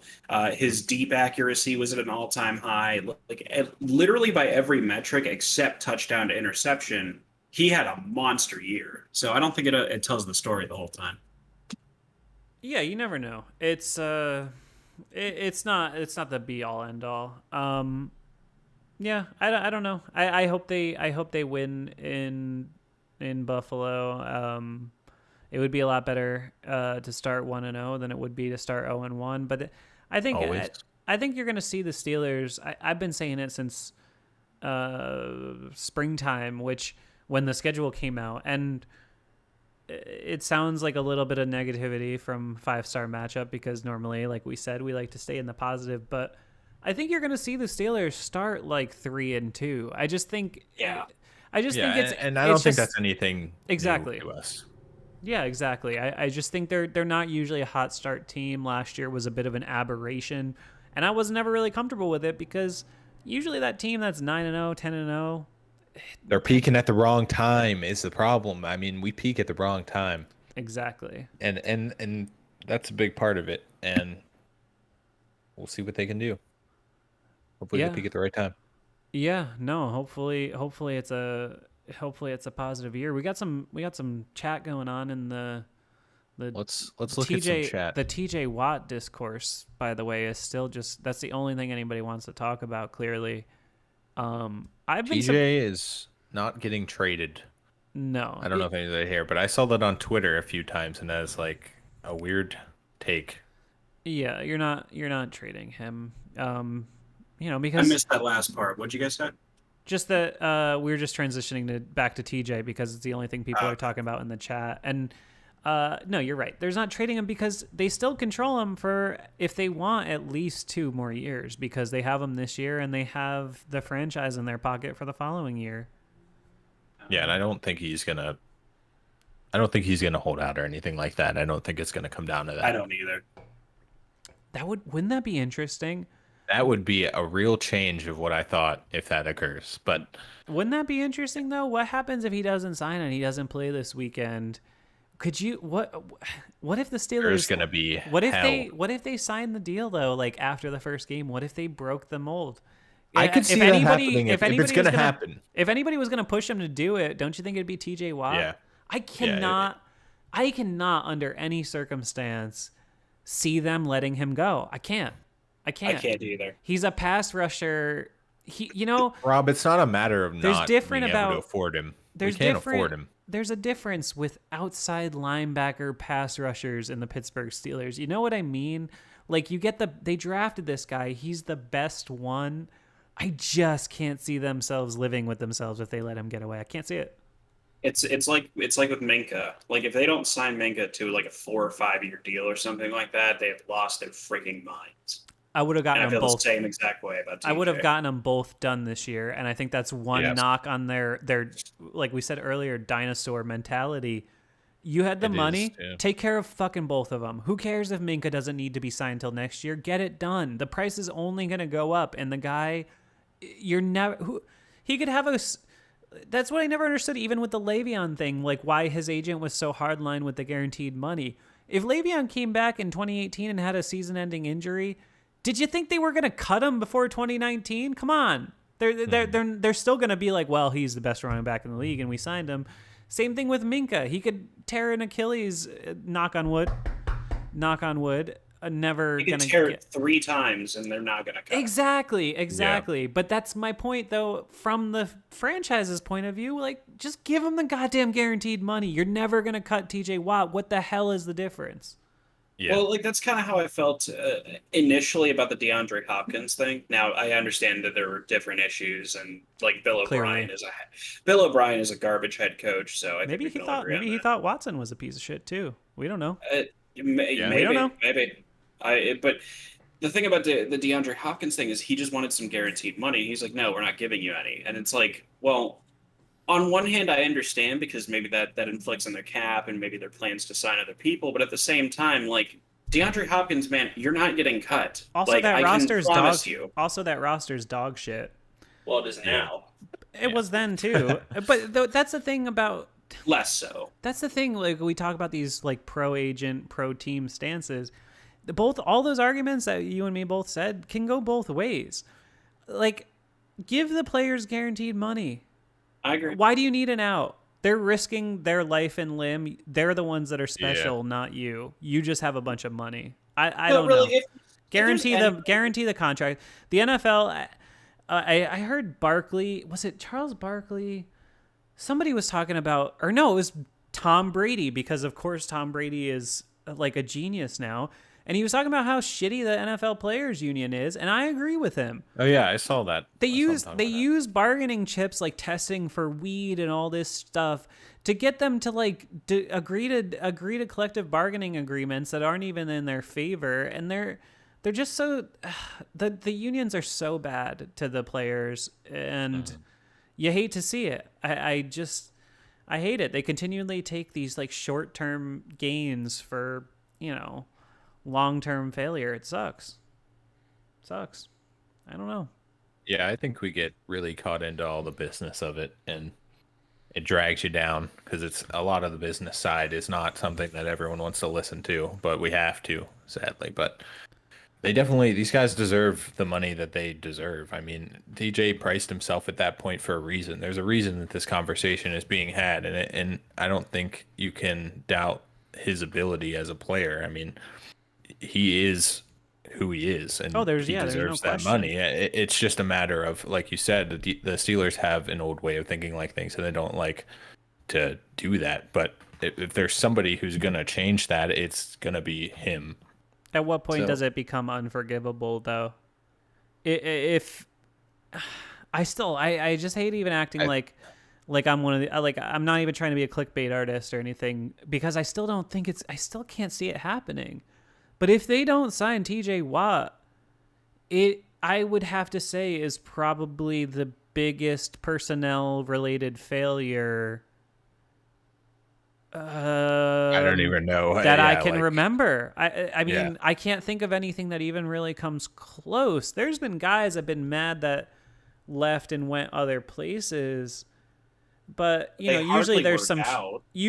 shared Yeah. blame, or they're not great. But TJ Watt, they've never let a guy who was arguably the best at their position go in their prime. I mean, shit, they signed AB twice. Look, when it comes Yeah. to TJ Watt, if they do not sign him, it will be the biggest personnel-related failure in Steelers history. Like, people want to talk about, No, I think you're right. I well, we agree with let that completely. we let Johnny Unitas go, and it's like, yeah, back when they used to pick bums off the streets to play games, sure, Yeah. but like It was a different TJ time. That's when Yeah. your running back was a house painter in the off season. Yeah, it's yeah. different. Exactly. It's We're a not different talking about world. millions of dollars here, and like, Yeah. no. Yeah. Yeah, but it would be the single biggest failure of the Mike Tomlin era. It would be the single biggest failure in the Steelers' history. And so, Agreed. for that reason, they have no choice. They have to get it done. And if they don't, they need to fire everyone. Period. Yeah, there's gonna be an insane amount of criticism if they don't get it done, and it's gonna be very frustrating to have to listen to at that point. Because, like, Oh, I mean, pretty The much toxic- everyone's in the same point about this, and it needs to be done. The toxic reporting that'll transpire if and when that Oh, man. happens. Do you remember how It'll be toxic? deserved. Do you remember how toxic sports radio and everything is? Like, everybody knows I'm not Yeah. from the actual burg, but usually during the season, like, I work from home. I'm a video editor by trade, so I'm usually sitting at my computer fucking 24 hours a day. But I put on like I stream sometimes 93.7 The Fan in the Pittsburgh, and the only guy on there I like Ron Cook and Joe Starkey. Mostly just Starkey, but I remember the younger dudes, Filipponi and Muller, and you know, I remember going back to like 2018.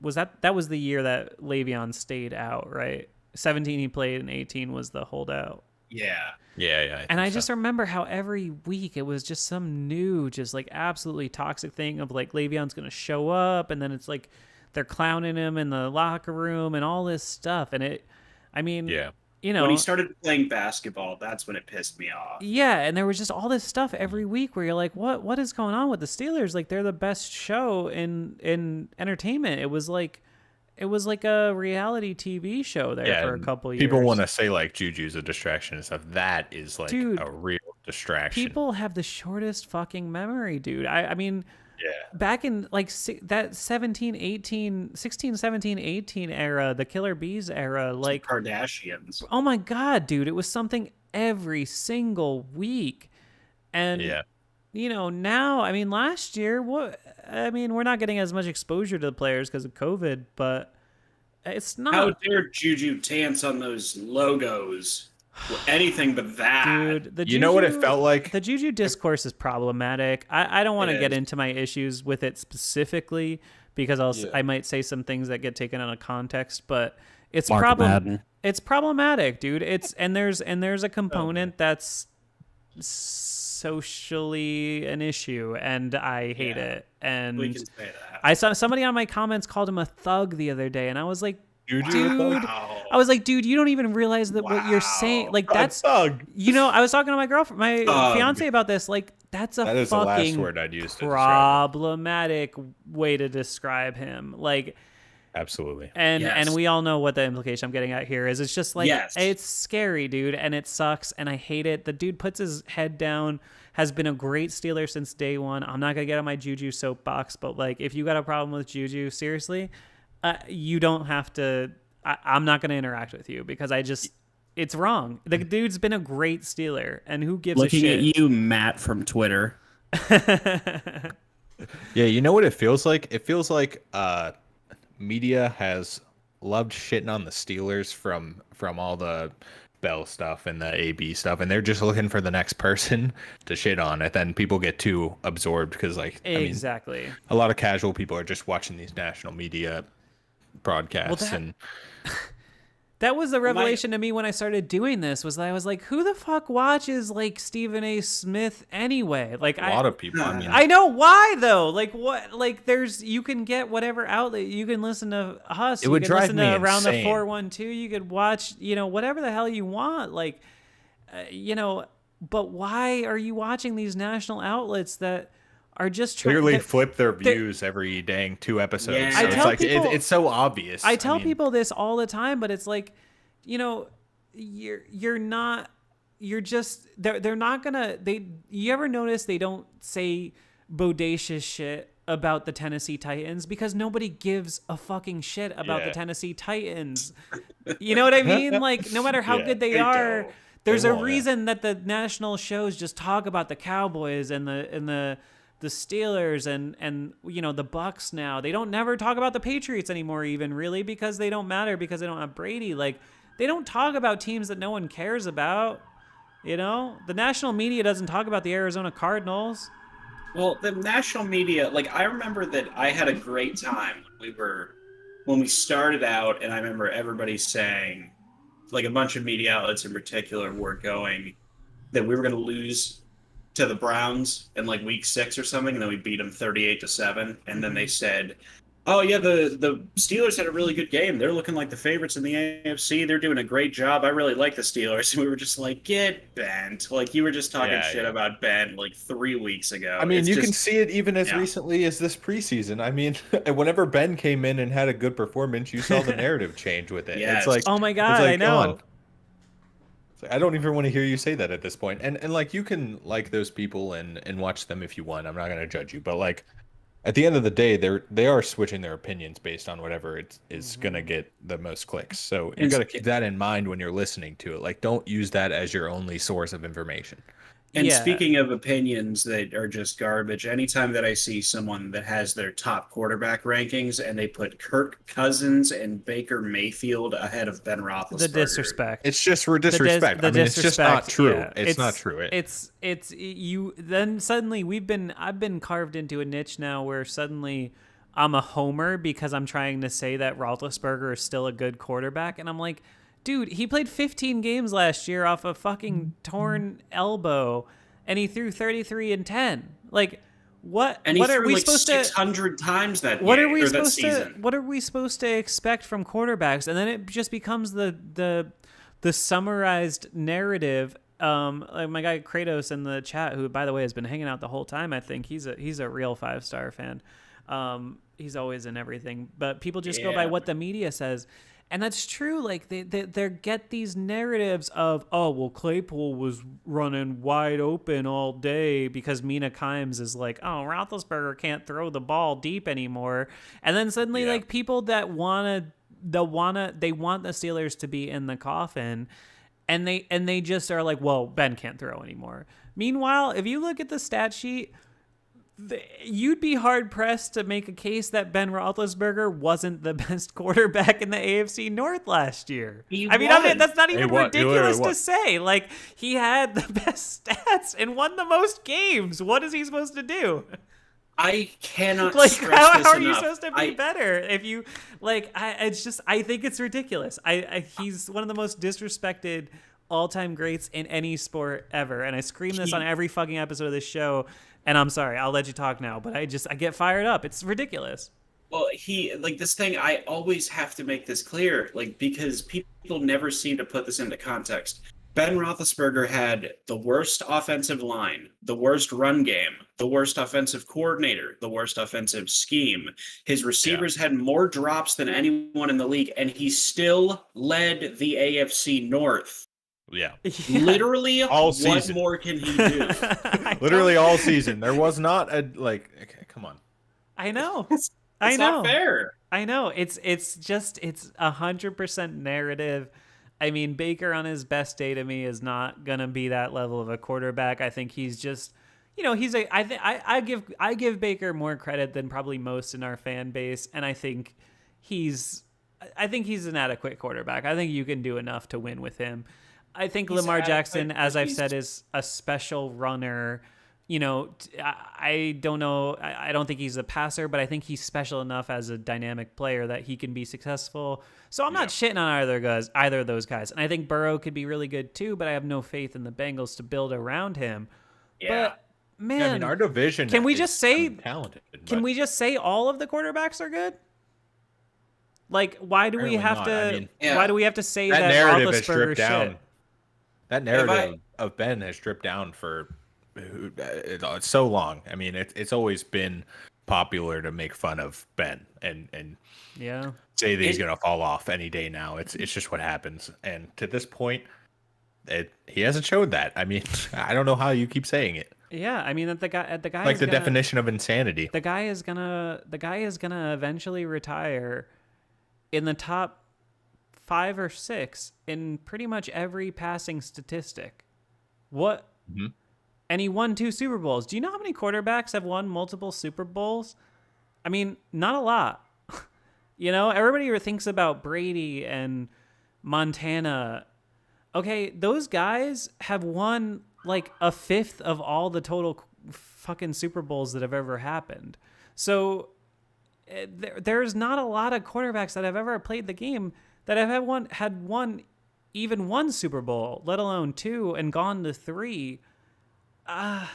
Yeah, it's insane that people try to use that and turn it into a negative by saying like, "Oh, that was in the past" and stuff. It's like, especially like people who are like Browns media and stuff. It's like, you guys don't have that past, so how do we expect you to like cherish any past? We're supposed to keep it as a knock because he went 32-3 against the Browns or whatever the hell his record is in the last 15 years. Like, come on, he's absolutely owned them. Oh, suddenly and no because the Browns were bad, then it's not an accomplishment. Like, nobody says that about Brady beating the ever living shit out of Buffalo or whoever. No, he struggles with Buffalo, right? Doesn't he usually? Or no, he struggles with Miami. Buffalo he always beats, but whatever it is, like, I don't know, man. Just so many buts with Ben as a player. I just think it's ridiculous. Well, that's how people perceive him, and you know exactly the reason it's for. We sell positivity here, so we don't need to go there right now. But I mean, it's unfortunate because I think that if he was perceived differently as a person, I think people would call him a top 10 of all time. It definitely would be completely different. Yeah, but like we said, that stripped down through the years. I mean, that's been the case for a long time. By any metric, even if you wanna like lower what he's done, to me, he's one of I mean, worst case, there's no way you say he's not within one of the 15 most accomplished quarterbacks to ever play this game. Yeah. I mean It really. has to be just from what he's done. I mean, he's also one of only played 7... almost 2 decades at a high level. He's one of only 7 quarterbacks, I think, to throw for 5,000 yards. He's the only QB to throw for 500 yards in, 4 games now, I think? I think it's more than that. I think it's... No, I think it's 4. Oh, well, whatever it is. I mean, he's done it a bunch of 5, times. but it might be 4. Yeah. No, I just... If he is not a first ballot Hall of Famer, that is a slap in the face. I was talking to that guy... that would be the biggest slap in the face that I could think of. I think it was my friend Steel Flyers I talked to on Tuesdays, and I think he was the one who he felt pretty strongly that he thinks they make Ben wait a year. And I hate to say it, but I probably agree in this sort of, this gets into a little less football and a little bit more like social, but maybe in this sort of post Me Too-ish kind of era, I wonder if writers would be hesitant to say, yes, this is a first ballot Hall of Famer. I think, and it's wrong if you're just going off the player on the field, but I think they will make Ben wait a year. Yeah, I guess you're right. Which is, again, I don't know. It's just, it's however you want to interpret that. But I think there is a possibility they make him wait a year, which would be pretty nuts considering what he did on the field. But that's just how it goes.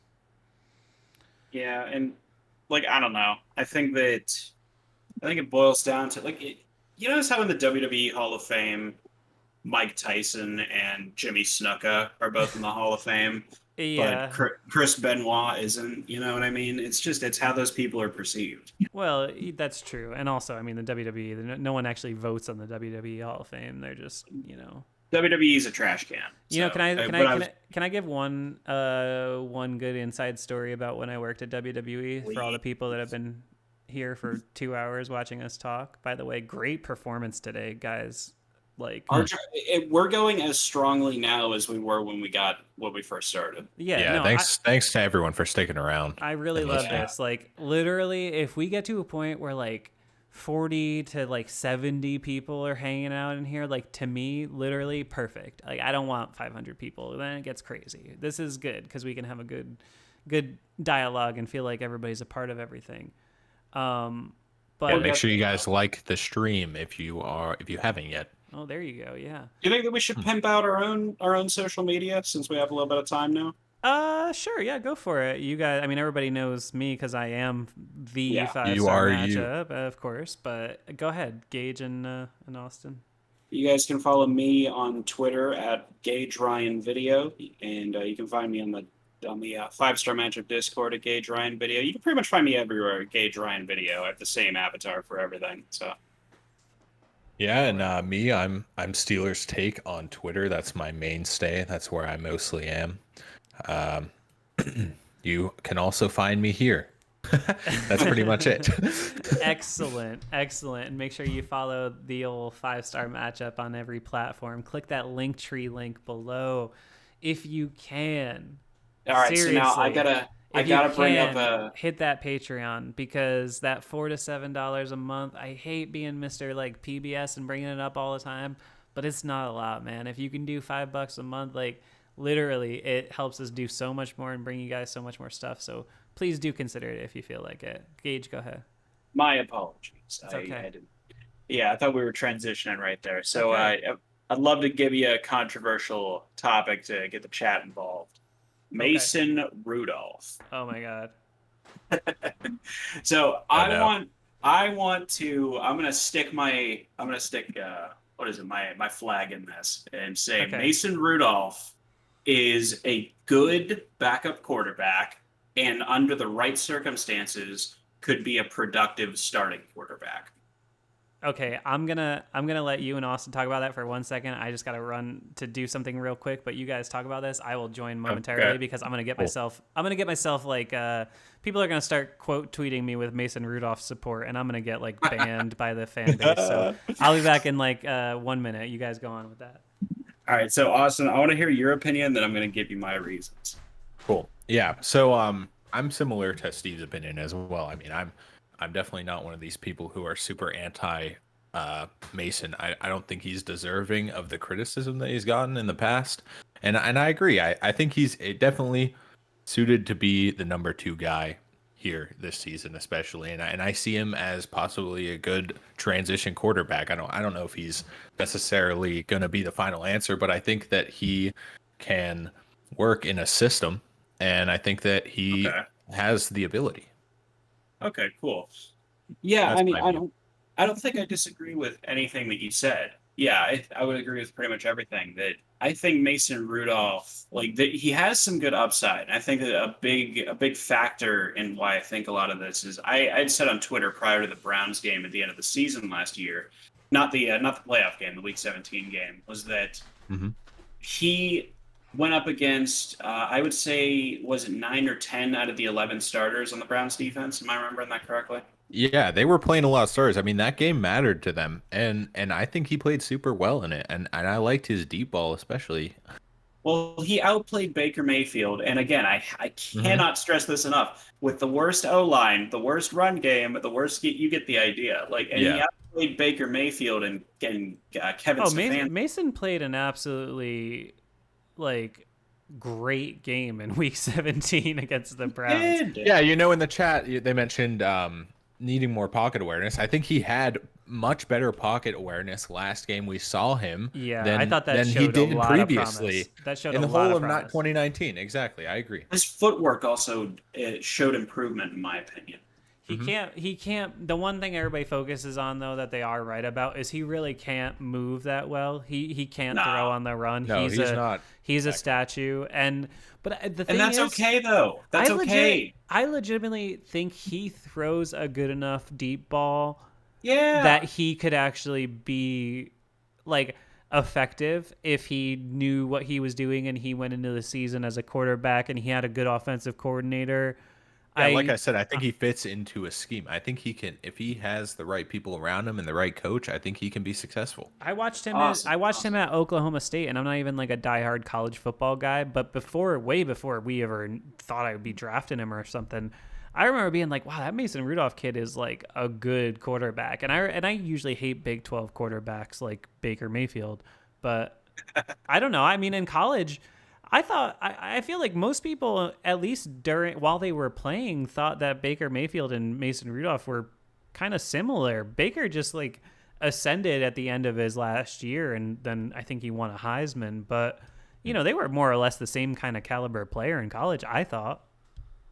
Well, I think a lot of the hate for Mason Rudolph, like about his performance, we'll say, stems from that one Browns game where he threw 4 picks. And yeah, I also feel like fair. people, that's fair, but I also feel like people don't remember that his number one receiver after Juju and Deontay got knocked out in that game was Johnny Holton. yeah, he was throwing to like Johnny Holton and Tevin Jones. I remember even on 5-star. That was rough. I remember on 5-star, I said something like, he throws one to a man named Tevin Jones, just trying to make like the joke of like, I don't even know who the fuck this guy is. No, he was everybody. He was like, that was an unwinnable game, and he got clowned, and sadly the Garrett thing. But that shows you sometimes. I mean, just like Ben, people go off of the way they perceive something, and him getting kind of, punked out on national TV, whether it was his fault or not, I just don't think people were able to look past that. Yeah, people like to judge for off-field reasons as well. I mean, it's our right to say that you see improvement in him, even if you don't like what he does off the field. Like, you got to go into the game with a different mindset than that, I mean, Never gonna hold you. statistically, he's the best backup quarterback. Like, he was better than Charlie. He was better than Bruce. He was better than Dobbs and Haskins. Oh, I know. I mean, I had to do that on the Lazy Sports podcast. They were like, who are the best Steelers backup quarterbacks in the last decade? And I knew my guy, Cruz Sealski, by the way, shout out, follow him. And subscribe to his podcast that I was on. But he was like, and I knew because he hates Mason Rudolph. And I was like, I'm like, all right, so it's Charlie, then Landry, and I was like, then you're gonna hate me, but it's Mason. Like, I mean, he is, Mason is better than Charlie in literally every category. Absolutely. And people loved Charlie, and they want to gloss over that. Yeah, and I do too. I mean, he's a local man. You got to love that. He's a legend. He finest. does have that mysteriously reappearing hair that came out of nowhere, but I'm not going to take him to task. If I was a rich man, I might take care of that myself. Honestly, that'd be one of the first things I'd do if I was rich. You know what I find funny is that some people in the chat are saying, oh, Rudolph sucks because he's a statue in the pocket. And yet I guarantee you, if you ask them, they would say that Tom Brady's the best quarterback of all time. Yeah, I hear you. I think, it's the punchability factor. Somebody brought that up That's to me. true. I see a lot of true. people talking on Twitter, and that seems to be the common. People Look, just yes, he wanna- looks like Tom Brady, but he's not a bad quarterback. I think if we he's weren't, not. I think if we weren't talking about the Pittsburgh Steelers, I think it's a different story. That's all. Maybe. I think it's something about the Pittsburgh Steelers specifically, and especially the Duck versus Mason thing. I mean, I saw it. I'd have people in my comments that year, which, by the way, like, was great for getting us off the ground because that was my first season. Yeah. That's the thing. Duck Hodges is really why I broke through the algorithm. There was just no Duck Hodges content. And there were people, I'd have people in my comments that were like, Duck Hodges is better than Mason Rudolph. And I just He's be like, not. and I just be like, what are you, what? Like, the guy like he can't throw the ball. Like he's not an NFL passing quarterback. He just, He can't use the middle of the field. even some of his deep throws, like that touchdown to Washington against Cleveland, I think, Was wide or open. Cincinnati. I think it was against Cincinnati. I mean, like it was so lucky. Like the defender, who I think was Carl Joseph, now that I think about it, just like whiffed, and I mean the guy just had that like luck moxie thing, but Rudolph's a better player than Duck, but it just people get lost in that sort of mindset of the story, Well, like someone else in the chat right here says that like Mason, oh well, he's got the long ball and that's it. I disagree. I think he's got the middle of the field that he's pretty good at. I think his short range has gotten better. And again, I can't stress it enough. He was in the worst offensive scheme in the league. That is true. And he still had a positive touchdown to interception ratio and still beat the Rams and Sean McVay. He still went out and beat the Colts. He still went out he did a good job. He started. They went 8-8. That's the thing Steelers fans don't realize, that they don't think about. He went 5-3. Is that teams that lose their quarterback for the season? Green Bay was not competitive when they lost Rodgers for the season. No. Dallas was not really very competitive last year without Prescott.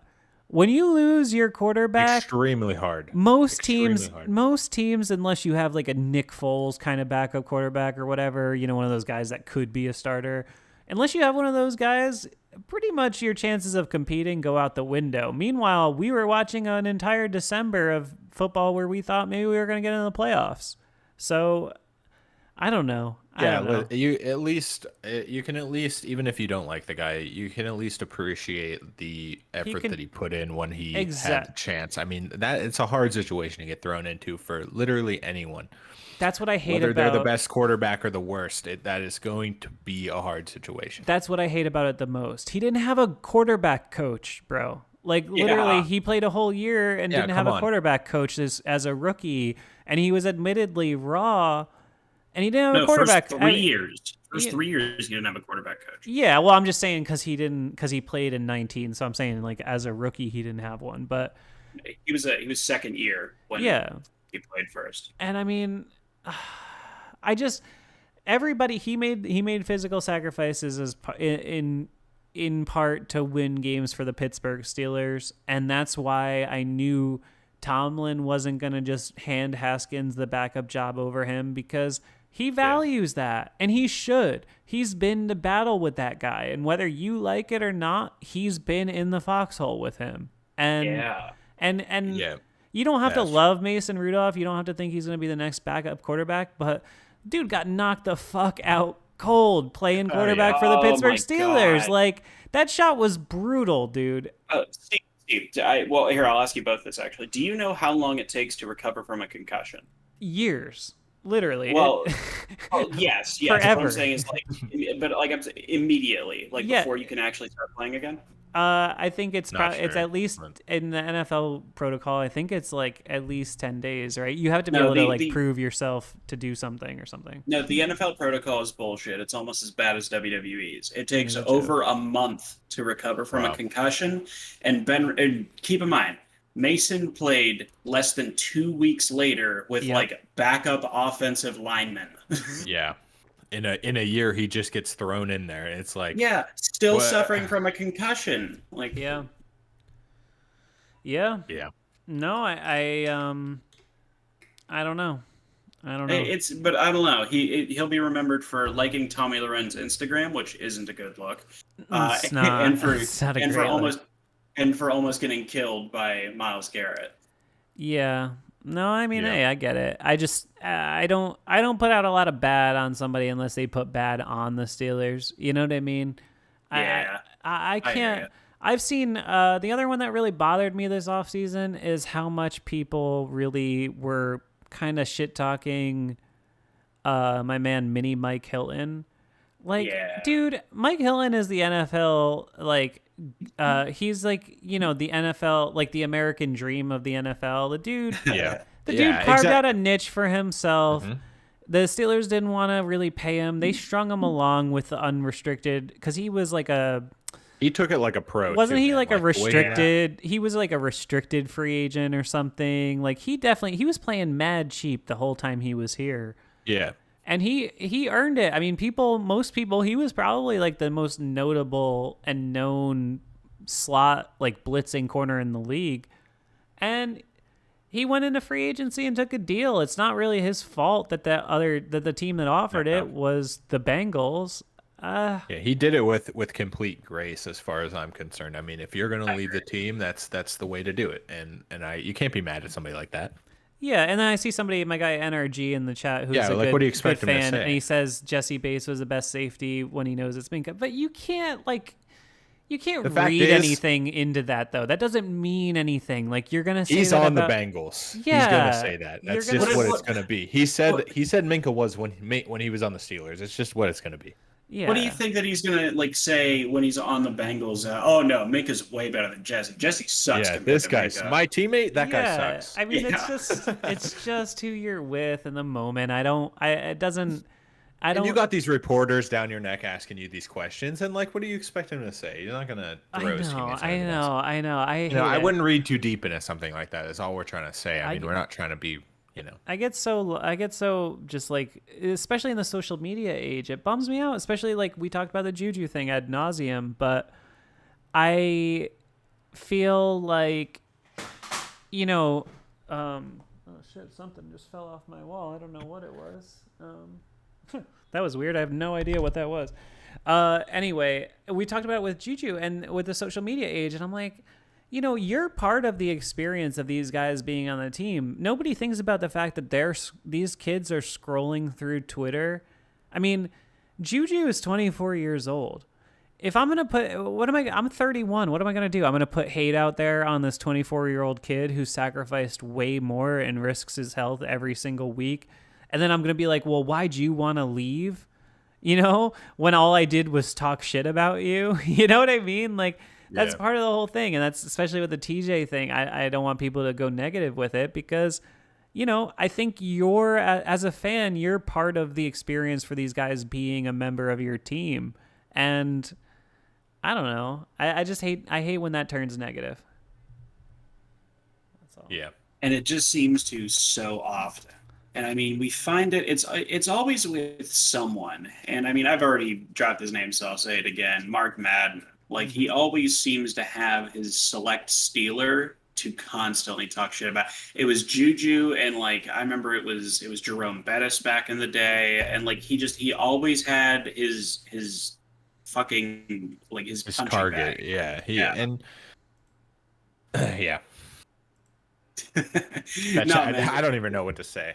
No, but I mean, like, really, it's so focused on negativity, and like I mentioned before, that it's essentially just hot-shotting for a 1-week rating, and it's about creating outrage rather than building a rapport with your fan base, and I think that's something that I think we all take pride in. The 5-star matchup is that we're a little different in that respect. Yeah, man. I'm trying to enjoy being a Steelers fan. I don't. Yeah, let's enjoy it a little more, boys. I don't get anything out of feeling negative about it. Because I look forward to this all year, and it's we're talking about 6 days now. We're playing a game, and We get to watch a game in 6 days. oh, I can't wait. Like, I'm nervous, but I can't wait at the same time. It's very exciting. If we win that game, if we do come out of Buffalo with we're win, winning the Super Bowl. I would be, I would be. It's gonna be insane. TJ Watt record. plays. Something to be excited TJ Watt about. plays 15 snaps and gets 3 sacks. No, that's something I don't mind him getting necessarily reduced playing time, because I think that if you can just keep a rotation going where you can keep your guys fresh, We have enough all- skill at that position that I know. I don't can't. Yeah, love but, it. like- I just it's a legacy. It's all I'm saying is a less than 100% TJ week 1. It changes the legacy just ever so slightly for me.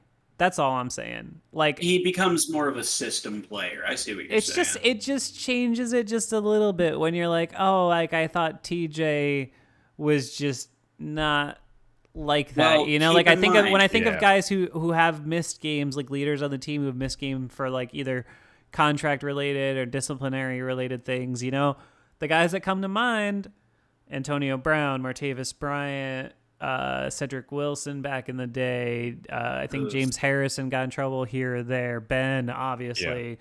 Antonio. And again, I'm very pro player. Get your money. I just didn't really think that I would be saying that about TJ Watt. That's all. That's all. He didn't practice all of August. And That's fair. All That's I'm a fair saying is criticism if that occurs. evaluate him by the same tools you're using to evaluate a guy like Juju. That's all I'm saying, because Juju was there every day of training camp. So, you know. No, If you're bringing the There's hate, if you're bringing the hate for other dudes, bring the hate for him. If he doesn't sign now, after sitting out this whole camp, I think I think Steelers fans should be a little pissed Critical, about I it. mean, Yeah. It's Well, worth criticism. I mean, if I can paradigm shift ever so slightly, I would really like to have a little bit of a Juju. Like, I really appreciate and I really like Juju's style of play. And it's because, like, everybody says it now, but really I was saying it, like, when we drafted him. I was like, he reminds me of Hines Ward. Yep. Yeah. Where he blocks, he catches the ball, he goes forward. Like, he had, like, 150 targets last year. He dropped 3 of them. Oh yeah, no, his drop rate was tremendously 2.3. low. Beautiful. Yeah. Yep. I mean, he's a dude that he goes out there, he lowers his head. How many times have we seen him catch the ball, lower his helmet, and plow over a fucking corner? And then all people talk about afterwards, not to make it negative, but they talk about his TikTok dances and not him whooping ass on the field. And I just I couldn't agree more. And you know, best slot receiver in the league. To me, if anything, it's more impressive that he was able to make all those TikToks while he was still going to practice. TJ didn't go to any fucking practices, and he didn't make shit on the internet. There you go. I'm taking TJ to task here a little bit today. I'm just kind of using it as an ironic way to point out that hypocrisy in the way people perceive things. That's all I'm saying. I just think it's interesting. I think if he wore a different number, people would be talking about it different. That's all I'm saying. Yeah, I mean, you can think of it like you can compare Mason and Juju in that kind of way where people have this outward opinion on what they do, and can't judge them from a different perspective as well. You know what I mean? You have to really separate those opinions. It's okay if you have that opinion of him, but it's not fair for you to knock his play for that opinion. Exactly. That's where I see an issue. Exactly. And that's something I mentioned this on Twitter once, where I said Mason Rudolph will go 6 for 7 like during a preseason game, and he'll get shit for not throwing it deep enough. Dwayne Haskins literally ended his last start with a 2.3 passer rating, and they called him QB2. I know. I never saw anything from Haskins, and I'll tell you, I wanted to. He's not that good. Yeah, I wanted to, and I didn't want it to become a self-fulfilling prophecy. I wanted to be like, oh damn, like this dude like might, you know, have a chance to really be the guy. And I'm sorry, I didn't see anything. I even the game that everybody was so hyped about. I mean, he threw a bunch of dump offs. Like it. To me, you're a first-round pick, man. You played at Ohio State. Like, if you're playing against against backups. If you're going against backups, you should too. be chucking that fucking damn thing and getting, you know, these big gainers. Like, I don't know. I didn't find it impressive at all. I thought Mason roundly outplayed him in the preseason. I think a lot of people liked the idea of him, and they came to their conclusion prior Mason to Rudolph, actually watching. Yes, like Mason, I completely agree with you, Austin. Mason Rudolph played against first strings and second strings and did better against them than Dwayne did against second and third stringers. Yeah. Yeah. Yeah, I agree. And people in the chat are talking about Mike T being a great coach. I do not agree. I do not think he is a great coach. He's a good coach, not a great coach. We gotta have that's a good be a good discussion segment that we were gonna do one day. We'll have to do this as one of these because this is the first radio we've done, the three of us. But that we gotta do that as a radio segment one day. We were planning on. I think me and Gage were gonna do like a good cop, bad cop kind of thing with Tomlin. I'm down. That would be Still fun. down. Austin, you'll have to you'll moderate us and keep us in line. I'll be the moderator. I think that'd be a lot of fun though, because Tomlin Tomlin is compelling, you know, because you could make a strong case. I don't think you could make a strong case that he's like terrible coach, but I think you could make a strong case that he's like great or that he's not that great. I agree. That's kind of where I am, is where it's kind of in between where you guys are, because I think there's valid arguments to both, and I can definitely see why there's some decisions that he's made that can be criticized. I mean, it's fair to do that. It's true. You shouldn't stop I think too many people stop themselves from being able to criticize mistakes, even if they like somebody. I mean, you can still give your opinions on those things without like being, I don't know, completely negative about it. Or well, you know, the interesting thing is, in the last 4 years, he's got 2 or 3 things that are the most unforgivable things he's done, as well as like 2 or 3 things that are some of the greatest achievements he's had in his whole career.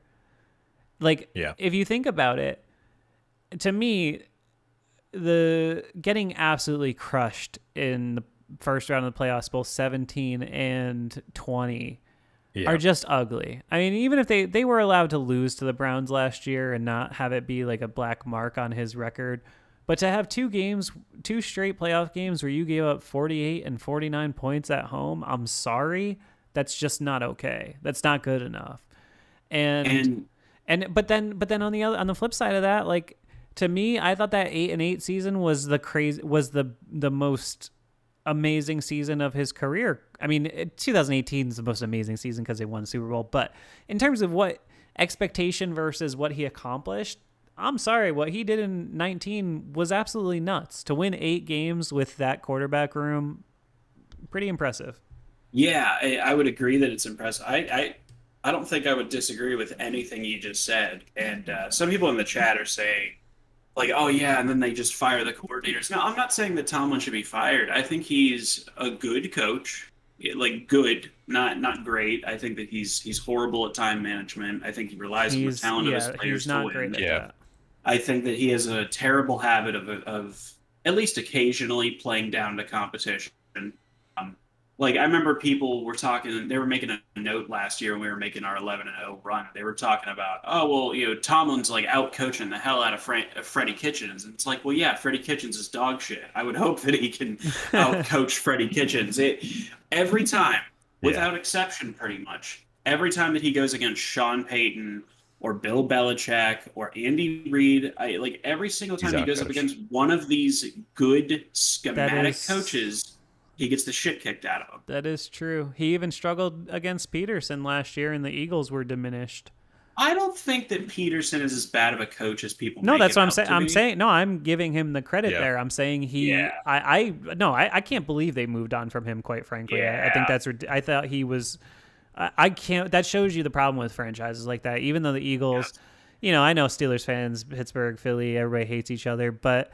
You know, I look at the Eagles as a franchise that mostly does it the right way, to be quite honest. They have a little stupid stroke here or there, but I think they run their franchise mostly the right way. And I was shocked that they let him go. I think he's a great head coach. Oh, I wanted to add one quick thing, Austin. I'm sorry.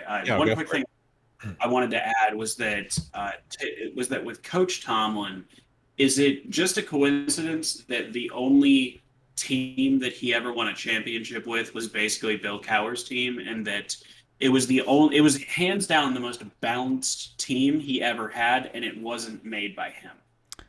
Like, our offense is good. I know, but that's so tough though. See, the thing is with the head coach position, it's probably one of the hardest things to gauge because of how many other factors there are that play into it. There's so many other things that could be going towards that, and it's easy to point at the head coach as the bad guy, but at the end of the day, it can be a super hard thing to actually gauge. Yeah. Well, think about this, that Bill Cowher made it to the Super Bowl with Neil O'Donnell. He almost made it to the Super Bowl with Tommy Maddox. He almost made it to the Super Bowl with Cordell Stewart. Well, some of that's a hair misleading. I mean, he made it to the Super Bowl with Neil O'Donnell in 1995. Back in the 90s, Neil O'Donnell had the highest career touchdown to interception ratio in NFL history. but I Just think a gonna lot of say- that goes to scheme though. Because Okay. everything was run and Sure, play action, but and I there think is- it greatly inflated the stat. there is an element of people trying to act like Neil O'Donnell wasn't a pretty good NFL quarterback, and by 90 standards, he was a pretty good NFL quarterback. Cordell, hit or miss. He was junk. Maddox, to say Maddox, they almost got the Super Bowl. I mean, they won a playoff game with Tommy Maddox. I mean, Yeah, and to be honest, that was That's that was almost entirely on Tommy Maddox. I mean, they came back from like 25 down in that game. So I can't I don't know. It's tough. Tomlin, I can't discount what he added to that team in terms of attitude, because they changed in 07. I mean, that was It did. they and plus he made Harrison a starter. He drafted Woodley. He made slight tweaks, but I mean, come on, Ben It still Roethlisberger, Willie counts. Parker, Hines Ward, Santonio It still Holmes, counts. John Antoine Randall John L. Gruden gets the ring for 2002, not Tony Dungy. Yes, but it was Tony Dungy's team. Sure, but Tony Dungy didn't win the Super Bowl. Yeah, but he built the roster. I don't know. I think I will say I think that's a good point. A good point to start winding down this show, only because we've been talking for 2.5 straight hours, and this has been an I'm absolutely dope stream. Most of these people, like, Very I've been true. seeing the same names in here the whole time, dude. Yeah. Yeah, that's awesome. We've had a Shout out.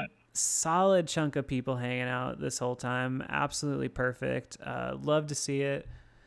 Keep your eyes peeled. Make sure you turn on notifications for us. If somebody in the chat hasn't liked this, by the way, it has 49 likes. Give me like a nice even number. 50. We got 50. Come on, let somebody. It's at 50. Oh, Give okay, us an okay, uneven okay. number now. We want uneven. Yeah, we want 100 million likes. No, but seriously, million. everything you can do, especially when the videos are new, if you can interact with them, like them, comment, share them. That's really the big thing. Share them up with people who might be other Steelers fans.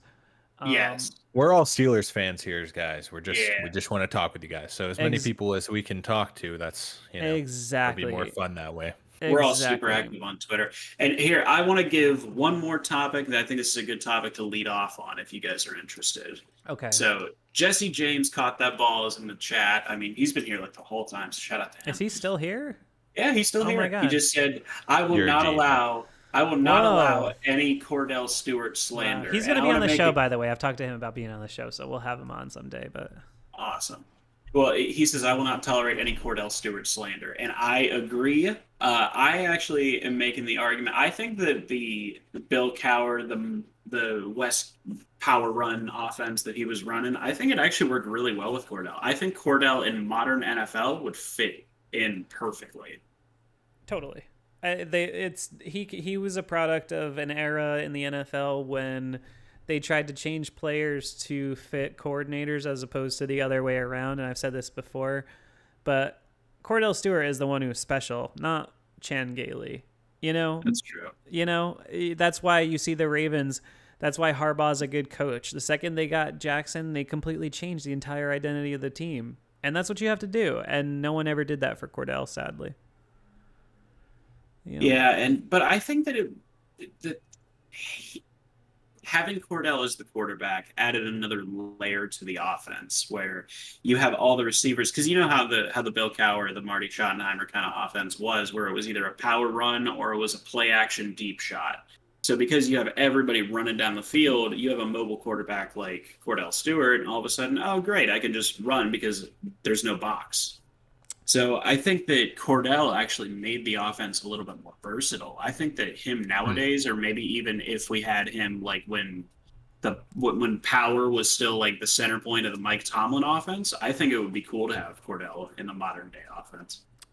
I don't disagree with you Definitely there. be interesting to see. I mean, I think we're going to be seeing a quarterback that's pretty similar to an evolved version of him on Sunday, only he's playing for the other team, and that would be Josh Allen. I don't He's know. great. All right, boys, get your plugs in. Gage, what do you want to plug? Your Twitter, right? Yeah, you guys can follow me on Twitter at Gage Ryan Video. I'm pretty active on it, so you should definitely follow. him. Austin, I'm also- Yep. Yeah, I'm also a very active Twitter user at Steelers Take. Also, we should mention, before we go, we should mention Tunch as well. Just saying, Oh, right. you yes. know, we don't have to talk about it much, but at least like, rest in peace to him, and I hope his family is doing well. And honestly, he had so many people around him who loved him, and I like the amount of support that I saw, and it's a good lesson to everyone. You gotta take life in stride because you never really know what another year can hold for you. Live it. Just Your life live can it. completely change. So live your life, do what you love. That is the message. No, that's a great note to leave on. Tunch was obviously a great man. I can't add anything to that conversation that hasn't already been said. But wish his family the best. I know sometimes with situations like that, suffering isn't great either. So whatever. Hopefully they're at peace. I hope they're doing as well as they possibly can. I can't imagine somebody contributing more to society and existing than a guy like Tunch. That guy was just iconic, and obviously when everybody says you're the best person they ever met, there's some truth there. Oh, no question.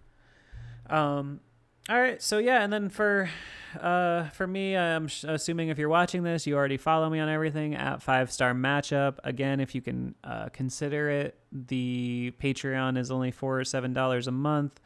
Or there's a lower option, but that $4 one or $7 one is kind of where you get the free stuff. So that's the move, patreon.com/5SMU if you can. Make sure you share, like, whatever. Appreciate you guys hanging out so much. Gage and Austin, you want to stay on for just a second? I'll say goodbye to you guys in real life. Everybody on the chat, I appreciate you so much. We've been hanging out for like 2.5 hours on a fine Labor Day. I gotta go eat some food. I'm starving. See you guys later, and be well. Take care, guys.